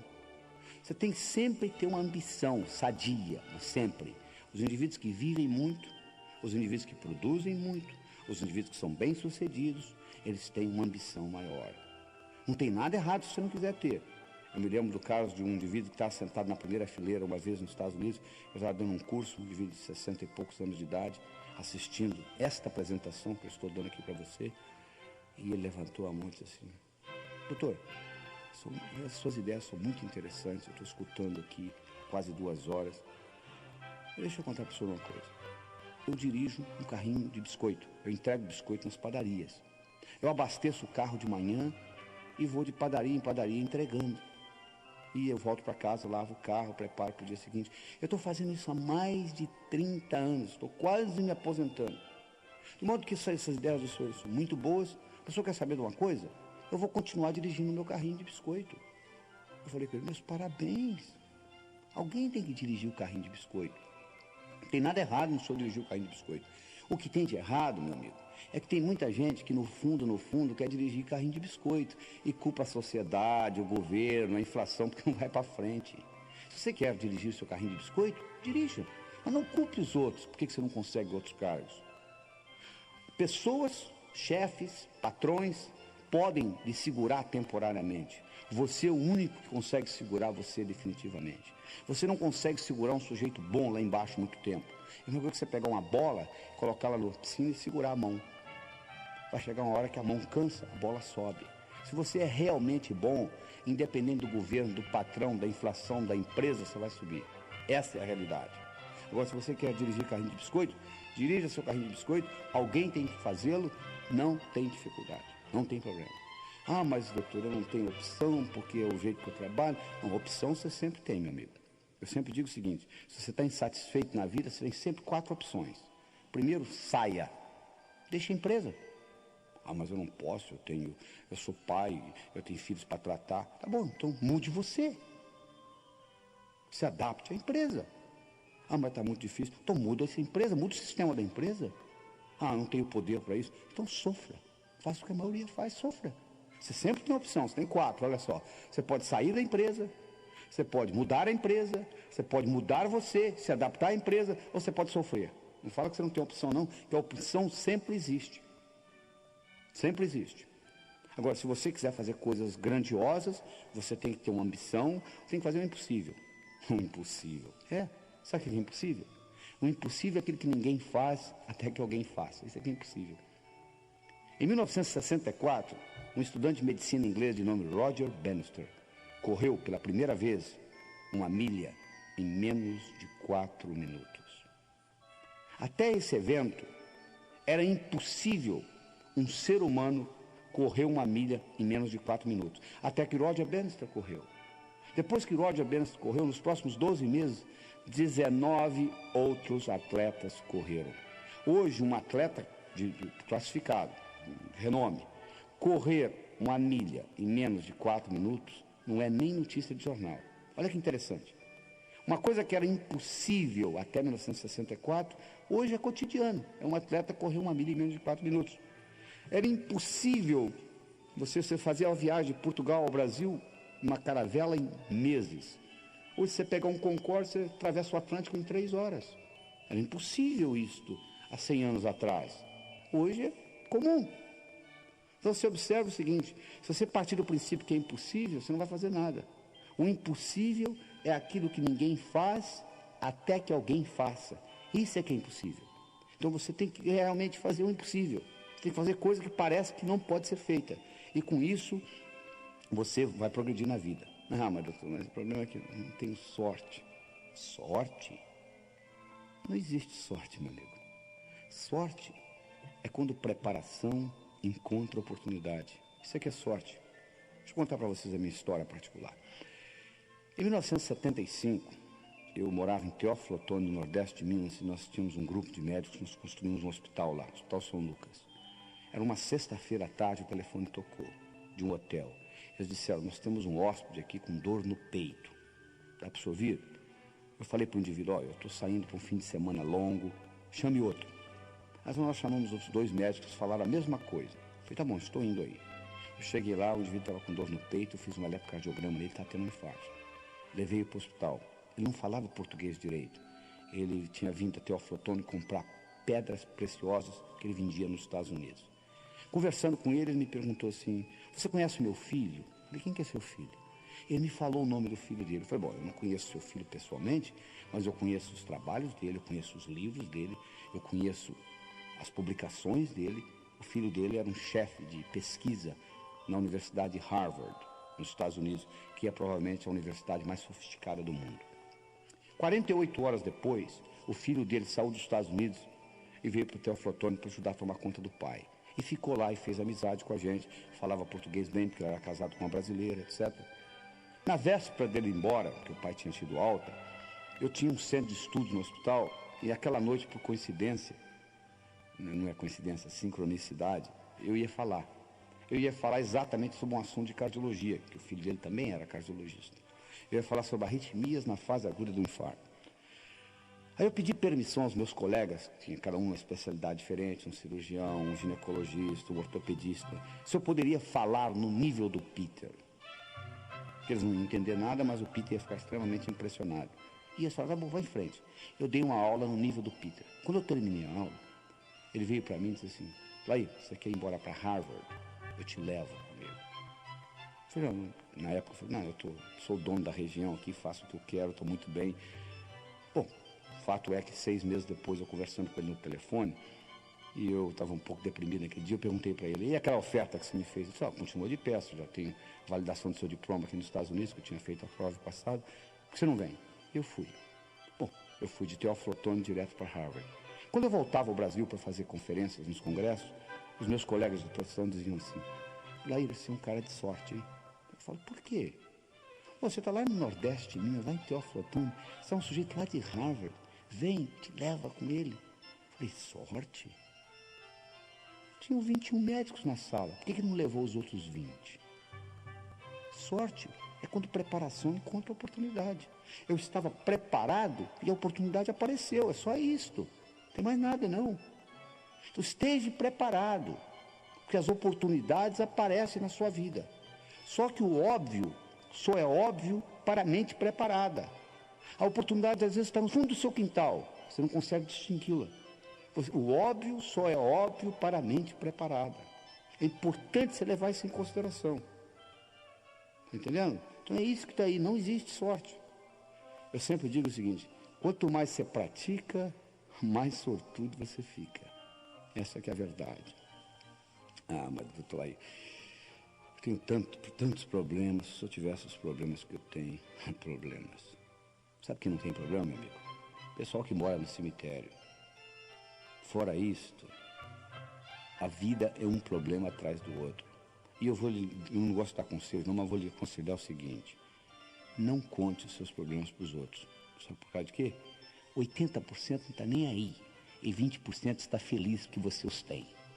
Tá bom? perder tempo contar seus problemas para os outros. Problema faz parte do viver. O segredo não é você ficar sem problemas.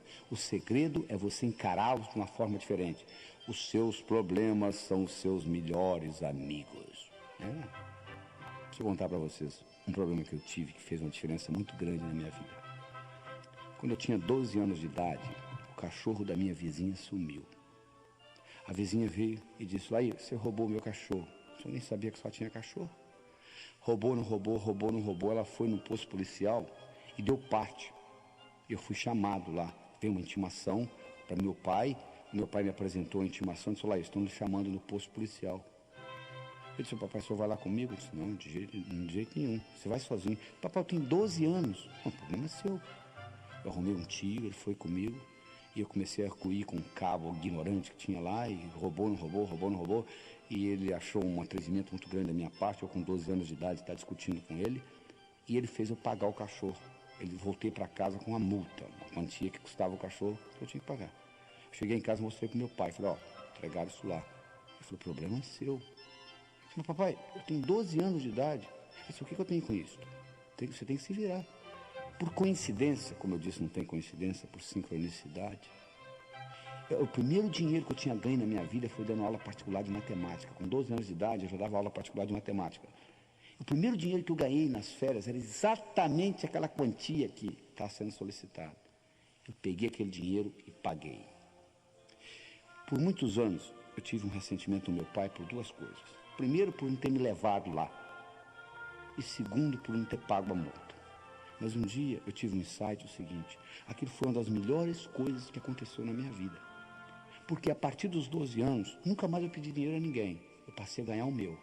E graças àquele evento, com 19 anos de idade, eu era financeiramente independente. Ou seja, muito cedo na minha vida eu comecei a ganhar dinheiro.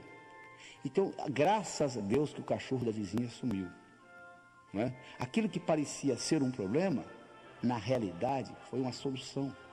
Então, o que eu gostaria que você encarasse é o seguinte: quando você pensa que é um problema, talvez seja um modo do universo lhe ensinar e lhe jogar para frente. Leve isso em consideração, entendeu? Que os problemas são os modos de você crescer na vida. Encare o problema não como um inimigo, mas como um amigo. E isso vai mudar muito o seu dia a dia. E você tem que fazer isso levando em consideração o seguinte: você tem que criar o seu futuro como possibilidades e não como expectativas. O que eu quero dizer com isso? Se eu crio o futuro como possibilidade e não acontece, continua sendo uma possibilidade. Se eu crio o futuro como expectativa e não acontece, eu fico frustrado. Então eu sim, tenho que estar sempre criando como possibilidade. E à medida que eu crio como possibilidade, se não acontecer, continua sendo uma possibilidade. Isso é um trabalho que você tem que fazer dentro da sua mente. E finalmente, nós estamos chegando ao final dessa apresentação. Eu gostaria de discutir com vocês alguns aspectos práticos da coisa. Uma coisa importante que você tem que ter é boa saúde. Né? Você, para ter uma mente sadia, você tem que ter um corpo sadio. Respeite o seu corpo. Eu posso pegar um Mercedes-Benz, colocar água com gasolina nele, ele não vai ter um bom desempenho. É muito importante aquilo que você coloca na boca. Preste atenção na alimentação, porque o tipo de alimento que você está usando vai ser usado como combustível para o seu cérebro. Como eu disse, se você colocar gasolina misturada com água, o Mercedes pode ser um Mercedes, pode ter um cérebro espetacular, não vai funcionar bem. É importante você levar isso em consideração. A alimentação é fundamental. É importante você levar em consideração que amigos você tem. Eu já disse antes, se você vive em terreiro de peru, é muito difícil você aprender a voar com águias. Você quer aprender a voar com águias? Fique no meio das águias. Procure amigos que são iguais ou melhor que você, para você puxar você para cima. É muito difícil você nadar contra a correnteza, principalmente com peso no pescoço. E tenha uma expectativa boa do futuro. Eles fizeram um estudo outra vez na Universidade de Yale, em Connecticut, onde eles pegaram 3 grupos de primeiro ano primário. Foram numa professora e disseram: ó, seu Deus, parabéns, esse ano você vai receber os gênios. Os alunos são gênios. Fizemos um teste de QI neles, a beleza. Olha que diferença. Foram na segunda professora e disseram: ó, esse ano você está perdida, porque você vem muito idiota para cá. Nós fizemos um teste de QI nas suas crianças, QI baixo, você vai ter muita dificuldade. Foram com uma terceira professora e disseram: ó, você vai receber o mesmo tipo de aluno você recebe todo ano. No final do ano, aquela que recebeu gênios, exatamente gênios, passaram nota alta, não deram trabalho, criativos, inteligentes. Aquela que recebeu, coitados de idiotas, teve um trabalho tremendo, não aprendiam direito, etc. Aquela que recebeu média, era média. Só que a verdade é que não existia nem idiota nem gênio. Tudo era a mesma coisa, eram os alunos que recebiam todo ano. Mas acontece que a expectativa da professora mudou. Aquela que tinha expectativa de encontrar gênio, encontrou gênio. Aquela que tinha expectativa de encontrar idiota, encontrou idiota. Se você tem expectativa de melhorar a sua vida, provavelmente você vai melhorá-la. Se você tem expectativa de piorar a sua vida, provavelmente você vai piorá-la. A decisão é sua e continua sendo sua. E eu gostaria de terminar esse programa com uma história. Eu adoro histórias, porque elas têm um poder muito forte na sua mente. São metáforas, passam além da sua mente crítica. Mas essa história é mais ou menos assim. Era uma vez, numa pequena vila da Grécia, morava um sábio. Sábio este que era famoso, porque tudo apresentado àquele sábio, até aquele dia, ele soube responder. Um dia, um jovem adolescente, conversando com um amigo dele, disse: eu acho que eu sei como eu vou enganar esse sábio. Eu vou pegar um pequeno passarinho e vou esconder nas minhas mãos. Eu vou levar para o sábio e vou perguntar para ele: diga-me, sábio, o passarinho nas minhas mãos está vivo ou morto? Se ele falar vivo, eu vou espremer e deixar cair morto nos pés dele. Se ele falar morto, eu vou abrir e deixar o passarinho voar. Ele pegou o passarinho, colocou nas mãos, levou para o sábio, olhou para o sábio e disse: diga-me, sábio, o passarinho nas minhas mãos está vivo ou morto? O sábio olhou para ele e disse: meu jovem, a resposta está nas suas mãos. O mesmo eu digo para você. Você está escutando essa apresentação por agora 2 horas. O que você vai fazer com esse conhecimento, eu não sei. A minha missão está terminando aqui. A sua vai começar. Isso pode entrar por um ouvido e passar por outro. E não ter nenhum impacto na sua vida. Ou você pode escutar essas fitas de novo, reavaliá-las com novos olhos, descobrir aquilo que você perdeu na primeira, porque eu oriento, você tem que escutar isso mais de uma vez só escutando não vai resolver, porque eu coloquei muita informação em curto período de tempo. Escute 1, 2, 3 vezes, analise, veja como você pode aplicar isso no seu dia a dia, porque só escutar e achar bonito não resolve nada, você tem que implementar, você tem que colocar em prática isso que eu estou lhe passando. Mas eu gostaria de deixar, finalmente com você, a seguinte mensagem: o seu sucesso, tanto pessoal quanto profissional, esteve, está e sempre estará nas suas mãos. Lembre-se do seguinte: intenção sem ação é ilusão. Ouse fazer e o poder lhe será dado. Até logo.